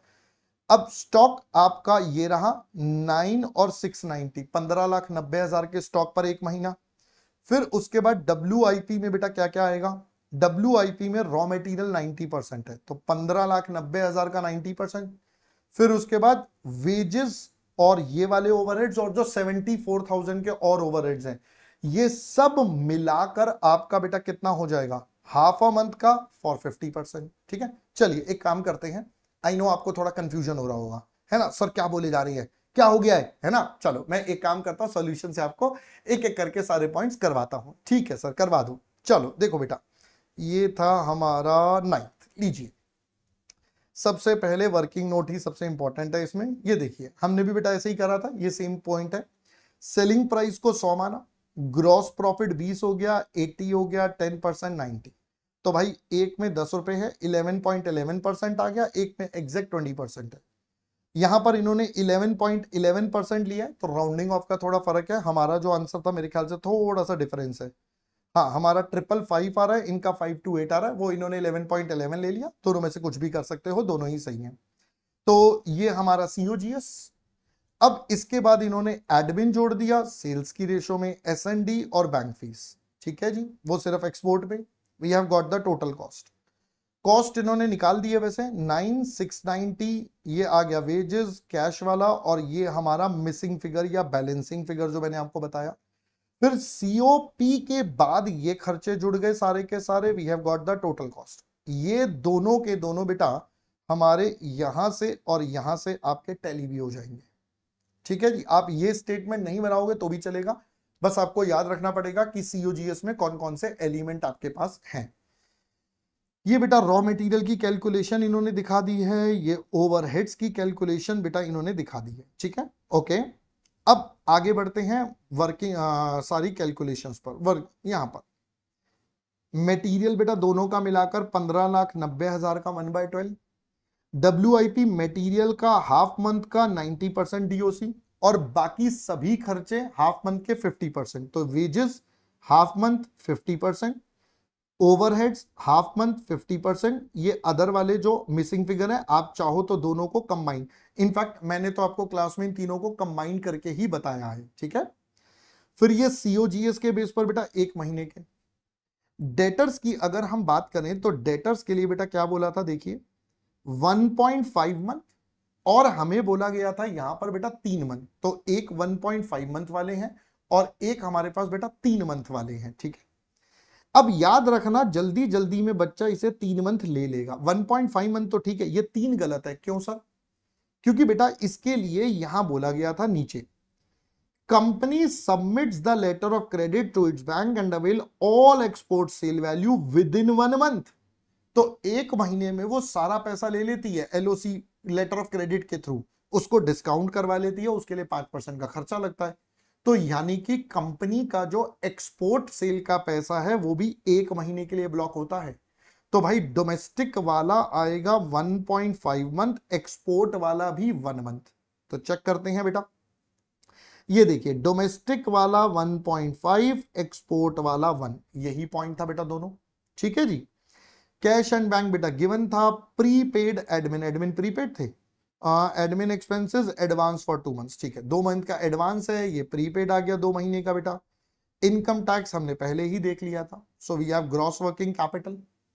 नाउ क्रेडिटर्स डोमेस्टिक 2 मंथ है, इंपोर्ट वाले 3 महीने हैं बेटा, ये सीधा सीधा क्वेश्चन में गिवन ही था, इसमें कोई डाउट ही नहीं है। अब याद रखना है बेटा ये 690 नहीं लेना, क्यों? क्योंकि जो आपका टैक्सेस और ड्रॉबैक है वो अपफ्रंट पे हो रहा है, यानी कि वो स्टार्टिंग में ही लग जाएगा, वो बाद तक नहीं जाएगा। तो इसलिए आपको पूरे 6 लाख पर लेना है बजाय की 690 पर लेने के। So you have to consider only 6 lakh, बड़ा इंपॉर्टेंट पॉइंट है।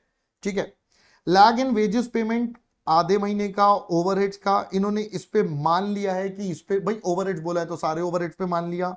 S&D पर एक महीने का 15% का margin, we have got the NWC। So finally this is done. लो जी, वर्किंग कैपिटल का क्वेश्चन भी डन हो गया। Explain as to how the wealth maximisation superior to the profit, common methods of venture capital. Venture capital के कौन कौन से मेथड थे जल्दी से बता दो मुझे, याद है आपको? याद है? याद है? बताओ बताओ फटाफट से। हाँ, इक्विटी फाइनेंसिंग, उसके अलावा कंडीशनल लोन, फिर इनकम नोट और फिर पार्टिसिपेटिंग डिबेंचर्स, 4 ही थे। हाँ सर। बेटा यहां पर हमने एफएम का काम कंप्लीट करा। अब मैं देखो एफएम को अगर समराइज करूं इस आरटीपी को, तो 2 क्वेश्चन काफी ही इंपॉर्टेंट और बहुत जबरदस्त थे। एक आपका कैपिटल स्ट्रक्चर वाला क्वेश्चन, उसमें काफी नए ट्विस्ट डाले हुए थे, तो अगर आप क्वेश्चन ध्यान से पढ़ेंगे तब वो समझ में आएंगे। सिमिलरली ये जो सेकंड क्वेश्चन था हमारा वर्किंग कैपिटल वाला, ये भी काफी बेहतरीन क्वेश्चन था। ऐसा हमने कुछ हिस्सा पहले करा हुआ है, बट इस क्वेश्चन में एग्जामिनर ने और पॉइंट्स ऐड ऑन करके इसको एकदम मसालेदार तड़केदार बना दिया। तो बेटा ये जो 2 क्वेश्चन है इस आरटीपी के, काफी ही ज्यादा इंपॉर्टेंट है। मैं सजेस्ट करूंगा आप इन 2 क्वेश्चन को एक बार अपने आप अभी दोबारा करके देखना, तब आपको बेटा इसके अंदर पूरी 100% क्लैरिटी आएगी। अगर आपने एक बार और नहीं करा तो देयर इज अ पॉसिबिलिटी कि इन क्वेश्चन में आप बाद में बेटा गड़बड़ करोगे। मेक श्योर आप ये दोनों क्वेश्चन, स्पेसिफिकली बोल रहा हूं, एक बार अपने आप से करके देखना, दिक्कत आए तो वीडियो दोबारा देखना जिस पॉइंट में अटकोगे। ठीक है, चलो फिलहाल अब हम चलते हैं बेटा हमारे एसएम वाले पार्ट पे। Let's move on to the SM वाला पार्ट। ऑल राइट सर, बढ़ जाओ बढ़ जाओ बढ़ जाओ। मैंने कहा अरे बढ़ रहा हूं भाई, चल रहा है चल रहा है चल रहा है। अरे कहां गया, आजा भाई, कहां गया कहां गया? नहीं, ये तो अभी थ्योरी है, ये रहा। चलो जी, हम पहुंच चुके हैं अब हमारे एसएम वाले पार्ट पर।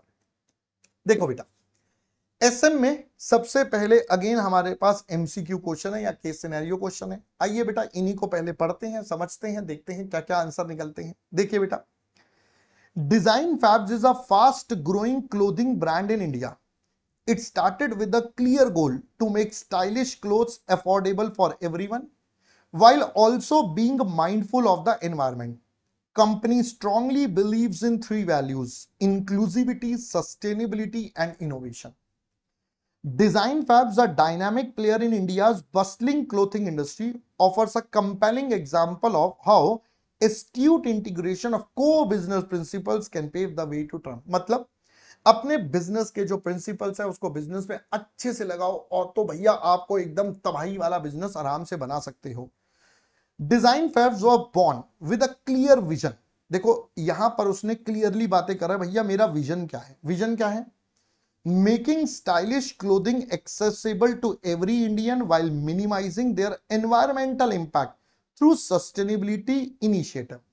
मतलब मेनली उसका जो फोकस है वो एनवायरमेंट फ्रेंडली वाले जोन में ज्यादा जा रहा है। ठीक है, their guiding values includes inclusivity, sustainability and a forward looking approach to fashion. बाकी भी फैक्टर्स है बट बेसिक जो इंटेंट कह लो या विजन कह लो वो यही वाला है कि मेरे को एनवायरमेंट फ्रेंडली चीजें करनी है। In the beginning, Design Fab emerges as a humble boutique offering affordable clothing. At that time, the clothing market was rapidly evolving with consumers seeking affordable yet chic options. Recognizing the shift in consumer behavior, Design Fabs evolved its product range, embracing formal wear, active wear, ethnic wear as the market matured. तो जैसे जैसे company grow कर रही है बेटा वैसे वैसे company ने ये सारे ऑप्शंस भी लॉन्च कर दिए। पहले तो एक छोटा बुटीक था but later on they are starting as the company started growing.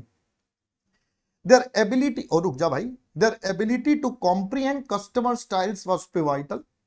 Design Fabs conducted comprehensive market research to decode fashion trends and changing customer preferences. सबसे इंपॉर्टेंट चीज है बेटा, आपको समय के साथ बदलना पड़ता है। This approach led to the creation of collection that resonated with their target audience. They also monitored social media and customer feedback channels, staying attuned to the evolving taste and demands of their customer. Notably, they quickly responded to the growing demand for sustainable fashion by launching an eco-friendly clothing line. तो बेटा company और grow करे जा रही है, feedback आ रही है, environment की स्टडी कर रही है, फैशन ट्रेंड्स को देख रही है, इन सबको ध्यान में रखते हुए इन्होंने अपनी इको फ्रेंडली क्लोथिंग लाइन भी स्टार्ट कर दी। To manage their diverse stakeholder effectively, Design Fab tactfully classified their stakeholders. Fashion influencers and suppliers were nurtured through strategic partnership, which not only elevated brand's image but also endowed them with access to cutting-edge fashion trends and premium material. भाई अब यहां पर ना वो अगर मैं बोलूं तो स्टेक होल्डर क्लासिफिकेशन तो कहीं ना कहीं वो मेंडलो मैट्रिक्स की तरफ जा रहा है कि भाई जो स्टेक होल्डर है मैं उनको कैसे मैनेज कर रहा हूं। कह रहे जी जो फैशन इन्फ्लुएंसर है और जो सप्लायर्स है हमने उनके साथ पर्टिकुलरली पार्टनरशिप्स करी, स्ट्रेटेजिकली काम करा इन्फ्लुएंसर्स के साथ कि भाई क्या ट्रेंडिंग चल रहा है, भाई आप बता दो कैसे इंपैक्ट करें, क्या करें एंड सो ऑन। तो उनके साथ कुछ पार्टनरशिप्स करी, कुछ ऑब्वियसली कुछ फाइनेंशियल्स भी इन्वॉल्व होंगे, हम तो यही मान के चल रहे हैं, पार्टनरशिप का मतलब तो यही हो गया।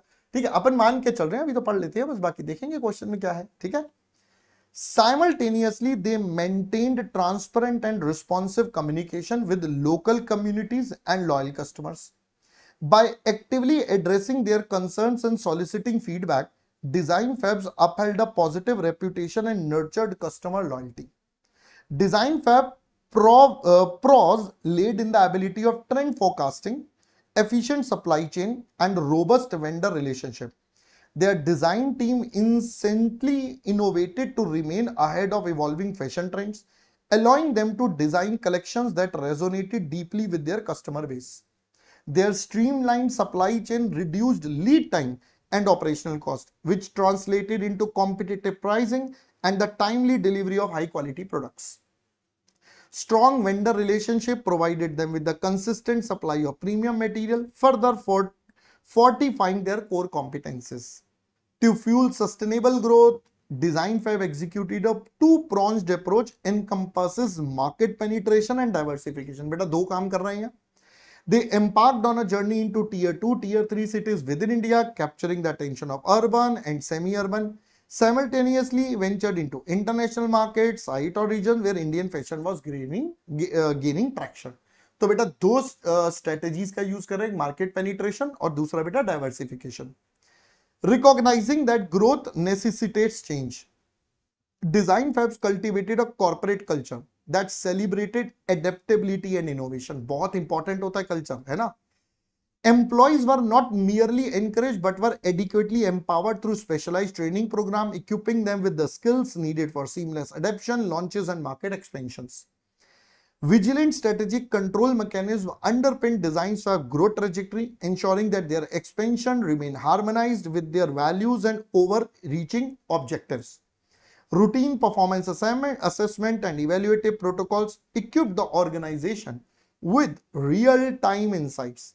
These insights empowered informed decision-making, enabling to adjust their strategies deftly in response to ever-evolving market dynamics, shifting customer behavior and emerging fashion trends. Design Fab's exceptional journey in India's clothing industry underscores the remarkable outcome that can be realized through the seamless amalgamation of core business principles. In a world where the fashion landscape evolves ceaselessly, Design Fab remains a beacon of affordability, sustainability, accessibility, ensuring that fashion remains an inclusive pursuit for all. बेटा ये हो गई पूरे का पूरा buildup और हमारी कहानियां. अब आती है बारी हमारे मेन टॉपिक की. देखो बेटा एसएम के अंदर भी वही बड़ा चैलेंज रहेगा. हमने पूरी कहानी पढ़ ली. कहानी पढ़ के आधी बातें हमें समझ में आई होंगी, आधी बातें एज अ स्टूडेंट ऊपर से चली जाती हैं, है ना. अब इसको करें कैसे सर? तो बेटा करने का सिंपल तरीका, मैंने आपको बोला, हमने बस एक ओवरव्यू ले लिया. अब आपको पहले क्वेश्चन की रिक्वायरमेंट पढ़नी है. देखो जिसकी इंग्लिश स्ट्रांग है उसको पूरा समझ में आ गया होगा, वो बहुत आराम से आंसर कर लेगा. जिसकी इंग्लिश में दिक्कत है, जो मेजॉरिटी की होती है, जो मैंने देखा है अपनी क्लासेस में भी और हम नॉर्मली भी देखते हैं, तो बेटा उनके लिए है. अब आप क्वेश्चन को पढ़िए. अब देखिए मैं कैसे सॉल्व करता हूं. अब जुगाड़ वाला तरीका, ठीक है. जिनको आ गया पर समझ में उनके लिए तो आसान है बेटा, जिनको नहीं आया आप जुगाड़ वाला तरीका देखिए. पहले क्वेश्चन पढ़ते हैं. Design Fab an Indian clothing company deeply committed to a specific core value that underpins its business philosophy. This core value plays a pivotal role in guiding their actions and decisions. What is the central core value that defines philosophy? कह रहा है आप बताओ जी इसकी core value क्या है जिसके base पर ये कंपनी चल रही है. अब देखो पहले ऑप्शंस पढ़ लो. कहता है exclusivity, where they prioritise offering unique and rare item. Sustainability, reflecting their dedication to minimising environmental impact. Profit maximisation, ये तो कहीं पे था ही नहीं. International expansion aiming to dominate global market. देखो बेटा सी तो हटा ही देते हैं, बच गया ए, बी और डी. अब वापस से ढूंढते हैं कि ये जो कोर वैल्यू था जिसके बारे में ये फिलॉसफी की बात हो रही है, ये कहां था. अब इसको ढूंढना शुरू करते हैं. तो मैं वापस अगर चलूं तो मैं वापस स्टार्टिंग से देखता हूं. तो हमारे पास पहले वाले में तो जनरल बातें थी, इसमें बताया था तीनों इसके प्रिंसिपल्स हैं. फिर यहां बोला था was born with a clear vision. क्या था? Stylish clothing accessible to every will minimising their environmental impact through sustainability. तो बेटा कोर तो यही सस्टेनेबिलिटी है ना इसकी. आगे के जो है ये गाइडिंग वैल्यूज है, ये भी आपके अप्रोच है, बट इसका जो कोर है, मेन प्रिंसिपल है, वो तो सस्टेनेबिलिटी है. तो यानी कि इसका आंसर अगर मैं करूंगा तो मेरे लिए इसका आंसर करेक्ट हो गया बेटा sustainability. That is B option हमारा आंसर आ गया. फिर कहता है आपको Design Fab embarked on a strategic move to introduce specific product variant at a particular phase of the PLC, in which phase is introduced gluten free and organic variants. भाई देखो इसने जब भी लगाए हैं तो ग्रोथ फेज पे ही चला है. इसका तो अभी मैच्योरिटी या कुछ भी आया ही नहीं है. इंट्रोडक्शन था, पहले वो बुटीक वाला था जो हमने पढ़ा था, फिर तो ग्रोथ ही चल रहा है. तो भाई इसका तो by default he growth phase होगा, इसमें ज्यादा दिमाग लगाने का स्कोप ही नहीं है हमारे पास. हमने पूरा क्वेश्चन पढ़ा है, ठीक है जी.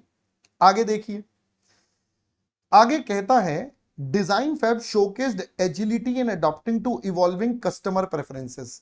How did they respond to changing customer behaviour as highlighted. पहले ऑप्शन इंक्रीजिंग द प्राइसेस, ना अफोर्डेबिलिटी इनका मेन ऑप्शन था. Introducing a sustainable clothing line in response to a growing demand for eco friendly fashion. हाँ, ये एक option था क्योंकि इनका सस्टेबिलिटी मेन ऑप्शन था। इग्नोरिंग कस्टमर फीडबैक, ये तो बिल्कुल गलत था। रिड्यूसिंग द वैरायटी, ये भी गलत है। तो बेटा अगर ऑड वन आउट भी हटाऊं तो भी मेरा करेक्ट आंसर क्या बन जाएगा, बी ऑप्शन बन जाएगा, सस्टेनेबल वाला। That becomes my correct answer. अगला देखते हैं। In accordance with Mendelow's matrix, some stakeholder groups possess high power and high interest in a company's operation. Among the options listed below, which stakeholder typically falls into this category of high power and high interest? चलिए देखते हैं कौन कौन given है। पहले तो option local communities, ये तो कहीं था ही नहीं, ये तो कुछ था ही नहीं। Fashion influencer significantly affect brand perception, हाँ ये इसके बारे में था, भी पढ़ते हैं।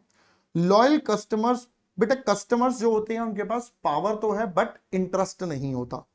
लो पावर सप्लायर, अब खुद ही बता रहा है लो पावर है तो मतलब खत्म ही हो गया। तो देखो वैसे तो मुझे सीधा सीधा दिख रहा है इसका आंसर बी होगा, है ना, बट फिर भी एक बार दोबारा क्रॉस चेक कर लेते हैं। तो फैशन इन्फ्लुएंसर की कहानी हमें बताई गई थी, इस पे हमने थोड़ा पढ़ा भी था, है ना, हाँ ये रहा। Fashion influencer and suppliers were nurtured through strategic partnership, not only elevated brand image, also endured access to this. तो यस फैशन इन्फ्लुएंसर बेटा इसकी मेन कैटेगरी में आ गए क्योंकि उनके साथ इनकी कुछ पार्टनरशिप्स वगैरह भी चल रही हैं। तो वी आर अज्यूमिंग कि आप फाइनेंसिंग इन्वॉल्व होंगे तो उनका भी इंटरेस्ट होगा कि कंपनी बेटा ग्रो करे, तभी उनका भी फायदा होगा। लॉजिकली उनको कंपनी से पैसा मिलेगा फॉर डूइंग द प्रमोशंस, तो वो कब मिलेगा, जब कंपनी ग्रो करेगी। तो लॉजिकली ये आपका बनता है financial influencers, fashion influencer sorry. Fifth case कहता है the case highlights one of Design Fab's core competencies which contribute significantly to their success in the clothing. What specific core competencies emphasized in the given case? Expertise in automobile manufacturing unrelated to their clothing, ये तो है नहीं, automobile का तो कोई case ही नहीं था। Expertise in designing luxury watches, बेटा ये भी गलत है। फिर expertise in trend forecasting which plays a critical role in the fashion, हाँ ये देख लेते हैं अभी। एक्सपर्टीज इन एरोस्पेस इंजीनियरिंग, भाई क्या क्या बातें कर रहा है, फालतू के ऑप्शन दे दिए, ये तो सीधा सीधा बेटा सी ऑप्शन आ रहा है ना। इसमें तो ऑड वन आउट सीधा सीधा मुझे दिख ही रहा है, ज्यादा दिमाग लगाने का इसमें स्कोप कोई बचता नहीं है, ठीक है जी। चलो, तो अब आपने देखा बेटा केस स्टडी को कैसे हैंडल करना है। तो केस स्टडी हैंडल करने का सिंपल तरीका है, पहले पूरा पढ़िए, फिर क्वेश्चन की रिक्वायरमेंट देखिए, उससे अपने आंसर्स को ढूंढने का प्रयास करिए। आगे बढ़ते हैं बेटा। अगला है Innova Access solution operates in the technology sector and has 4 divisions: innovate, develop, transform and elevate. Each division function as an independent product center while also contributing to the company's flagship product. Every division has its own set of activities managed by a respective head who is responsible for the line performance and profitability. While competing in different market, each division leverages its own resources, capabilities, competitive edge. कौन सा organisation structure है बेटा, यहां पर सब कुछ independent चल रहा है, प्रॉफिटेबिलिटी के लिए भी जिम्मेदार हो, तो आपका ये सबसे बेस्ट एसबीयू स्ट्रक्चर आपका यहां लगता है, जहां पर ओन सेट ऑफ कॉम्पिटिटर्स है, ओन रिसोर्सेज है, ओन परफॉर्मेंस है, और सब कंट्रीब्यूट करते हैं कंपनी के ओवरऑल पर्पस के लिए, राइट। अगला है बेटा एरोग्लाइड INC, a global aviation company approached Rajesh K, an Indian entrepreneur, to collaborate with his team on a next generation aircraft manufacturing project. Goal is to expand into South Asia, a region with a growing demand for advanced aviation technology. What strategy is the company trying to build? देखिए बेटा, राजेश जी जो हैं वो India में हैं, ये company global aviation कहीं और की है। तो जब दूसरी कंट्री का बंदा एक कंट्री में आकर किसी के साथ कोलैबोरेट कर रहा है, टीम बना रहा है, तो ये क्या कहलाता है सर, ये हमारा स्ट्रेटेजिक अलायंस बन जाता है, जहां पर दोनों अपना अपना काम भी करते रहेंगे और साथ में मिलकर ये वाले प्रोजेक्ट पे काम करेंगे। So that is a strategic alliance जो आपके पास यहां पर बन रहा है, ठीक है। अगला देखिए, Sportswear brand Athleon is introducing a new range of eco-friendly performance shoes for fitness enthusiasts. Strategic manager wants to analyze the market position of competing brands in the sustainable segment. Which tool can be used? बताइए जी कौन सा tool use होगा? तो sir strategic group mapping is the tool. कहां गया, ये रहा SGM. तो बेटा यही टूल आपका सबसे पहले यूज होगा। अगला, XYZ Logistics, a leading transportation company operating in the industry for over a decade, Over the years, the company has expanded its fleet, optimized route planning, and implemented advanced fuel efficiency techniques. As a result, companies' per mile operating costs significantly decreased due to improved efficiency. Over a period of time जब आप एक task को repetitive करते जाओगे तो आपकी efficiency बढ़ेगी. That was the learning effect. याद आया एक्सपीरियंस का? हाँ. And cumulative experience in managing this. Which SM concept best explain this reduction in operating cost? तो हमने डिस्कस ही कर दिया, क्वेश्चन ने भी बता दिया है. इट्स अ एक्सपीरियंस का. आगे रुक जा भाई. हाँ. Global fast food limited, a multinational restaurant chain, is evaluating whether to enter the packaged food industry by launching its own brand of frozen meals. This decision involves analyzing new markets, potential acquisition, overall business. At what level is the decision likely to be made? बताइए बेटा. एक नए segment में जाने वाले हैं, एक नया डिवीजन ओपन करना है, तो ये कौन करेगा? सर ऑब्वियसली ये कॉर्पोरेट लेवल का काम है, वो ही ओवरऑल कंपनी का डिसीजन मेकिंग करेगा. तो it is a corporate level which is going to decide about this. I hope पहले बेटा इतनी बात समझ में आ गई है. चलो आगे बढ़ जाएं. हाँ सर आगे बढ़ते हैं बेटा. लो जी, इंट्रोडक्शन से हमारा एक क्वेश्चन आ गया है. Ramesh Sharma has 15 stores selling customer durable in the Delhi region. 4 of these have been opened in the last 3 years. He believes in managed strategically and enjoys significant sales of this. Until 4 years back, which shift to the purchase to online sales of stores came down to about 70%. ये same question बेटा module में भी है मेरे ख्याल से. In the last 4 years, analyse the position in the light of limitations of SM. तो बेटा आपको एसएम की लिमिटेशन से लिखनी है. बताइए क्या क्या हो जाएगा. सबसे पहला, environment is highly unstable, time consuming है, कॉस्टली है, difficult to estimate the response of the आपके कॉम्पिटिटर्स. तो यही लिमिटेशंस आपको बेटा सारी की सारी यहां पर लिखनी है. ठीक है जी. Explain in brief the term objectives as part of intent. Also outline the characteristics objectives must possess to be meaningful and to serve the intended role. तो बेटा बताइए जल्दी से, आपके पास क्या होता था ऑब्जेक्टिव्स? सर ऑब्जेक्टिव क्या होते थे? यार्डस्टिक होते थे इवैल्यूएशन करने के लिए. क्लोज एंडेड गोल्स और ऑब्जेक्टिव याद आया? तो यहां पर क्लोज एंडेड होते थे जो आपकी परफॉर्मेंस को इवैल्यूएट करने में हेल्प करते थे. अब ऑब्जेक्टिव्स के क्या क्या पॉइंट्स थे वो सब हमने आपके साथ करे थे. तो वही पॉइंट्स आपको यहां पर लिखने हैं. कंक्रीट होने चाहिए, स्पेसिफिक होने चाहिए, परफॉर्मेंस अप्रेजल, इवैल्यूएशन होना चाहिए, रिलेशनशिप होना चाहिए. सारी की सारी चीजें, वही पॉइंटर्स आपको यहां पर लिखने हैं. ठीक है जी. चलो आगे बढ़ते हैं. Easy Access is a marketing service company providing consultancy to a range of business clients. Easy Access and its rivals have managed to persuade the government to require all marketing services companies to complete a time-consuming and bureaucratic registration process and to comply with the industry code of conduct. Do you think that by doing this, Easy Access and its rival have an advantage to fight off competitors? Yes. बेटा अगर हम देखें, इन्होंने entry करने के लिए एक process बना दिया रजिस्ट्रेशन का, कोड ऑफ कंडक्ट का एंड समथिंग. कहना ही से इन्होंने एंट्री बैरियर बना दिया. एंट्री बैरियर बनाने से आपका जो थ्रेट ऑफ न्यू एंट्रेंट है वो काफी कम हो गया. जो थ्रेट ऑफ न्यू एंट्रेंट आता है आपको उसी को यहां पर 5 फोर्सेस का जो थ्रेट ऑफ न्यू एंट्रेंट है पोर्टर का, वो आपको यहां पर एक्सप्लेन करना पड़ेगा. उसके जो सारे पॉइंट्स हैं वो यहां पर लिखने पड़ेंगे. Got it. चलो आ जाओ बेटा आगे. Yash is planning to launch his new tech startup. अबे रुक जा भाई. हाँ रुक जा. हाँ जी. He is exploring different locations across the country to establish his company in the right business environment.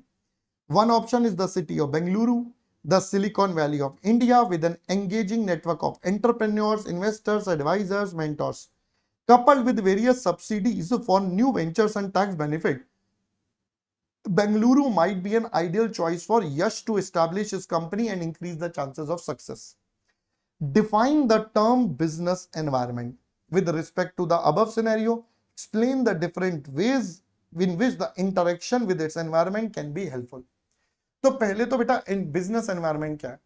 All the factors जो भी हमारे बिजनेस को इंपैक्ट करेंगे वो सब हमारे बिजनेस एनवायरनमेंट के पार्ट में आ गए.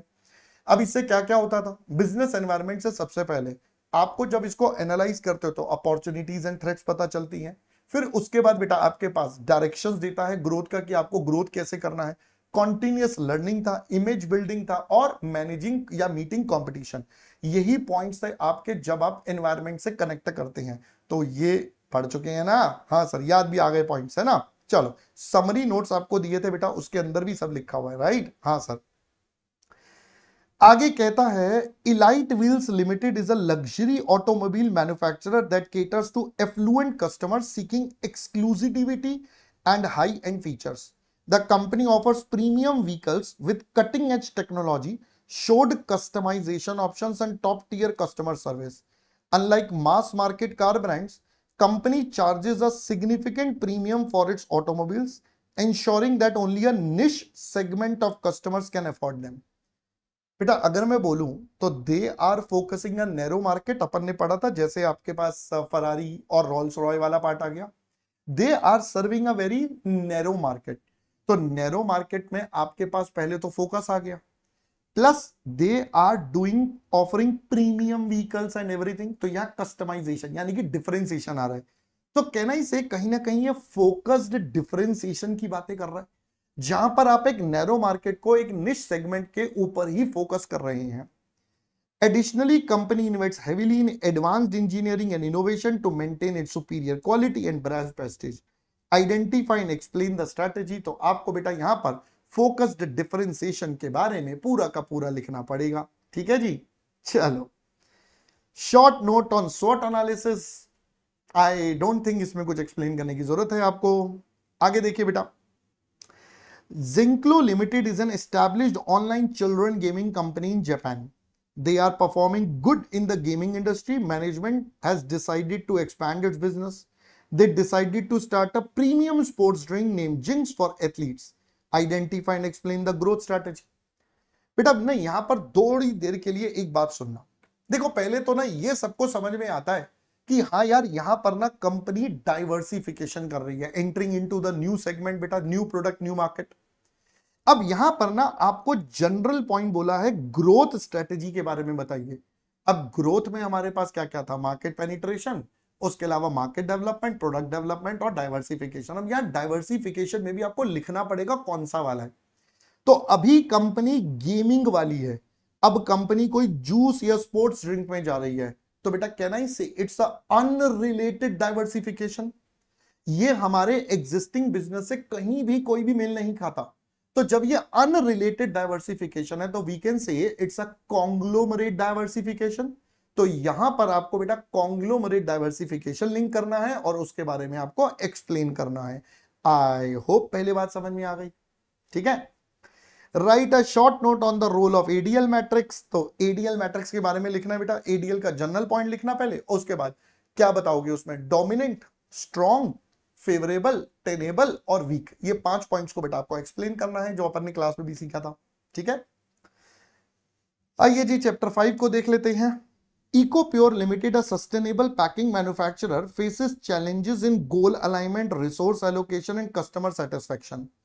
As a consultant, analyze how SPM can address these issues, propose a structured approach to the implementation, how these will drive long-term success. तो बेटा आपको इंपॉर्टेंस वाले जो पॉइंट्स थे वो आपको एक्सप्लेन करने हैं, जिसमें था गोल अलाइनमेंट, जो यहाँ लिख के भी है, रिसोर्स एलोकेशन, कस्टमर सेट, आपके पास है, ये रहे, कहाँ है, ये रहे बेटा आपके पास goal alignment, continuous improvement, external accountability, ये और कॉन्टिन्यूस इंप्रूवमेंट। ये आपको बेटा सारे के सारे पॉइंट्स अपने दोबारा से एक्सप्लेन करने पड़ेंगे, जो हमने एसपीएम में चैप्टर 5 में आपके साथ करते हैं। Got it? ठीक है? हाँ सर। लास्ट है distinguish between strategic planning and operational planning. Normal सा क्वेश्चन है, डायरेक्ट क्वेश्चन है आपके पास। तो दोस्तों फाइनली यहां पर आकर we are done with this entire पूरा का पूरा आरटीपी। देखो मैं फिर से रिपीट करूंगा, यहां पर बेटा 2 क्वेश्चन काफी अच्छे थे। स्पेसिफिकली मैं एफएम में बात करूंगा, जो न्यूमेरिकल में एसएम नॉर्मल था, कोई दिक्कत नहीं था। एफएम के अंदर बात करूं तो एक हमारा वर्किंग कैपिटल का क्वेश्चन और एक कैपिटल स्ट्रक्चर, ये दोनों क्वेश्चन बहुत बेहतरीन थे। तो मैं चाहूंगा बेटा एक बार उसको दोबारा जरूर करना, अपने हाथ से सॉल्व करना, तब और कॉन्फिडेंस अच्छे से आ जाएगा, ठीक है? चलिए अभी के लिए इतना ही, जल्दी आपसे मिलेंगे फिर हमारे प्रैक्टिस बैचेस में। अभी के लिए बेटा नमस्कार, बाय बाय, एंड पढ़ते रहें, आगे बढ़ते रहें, क्योंकि अंत में बेटा सिर्फ पढ़ाई काम आओगी, बाय बाय दोस्तों।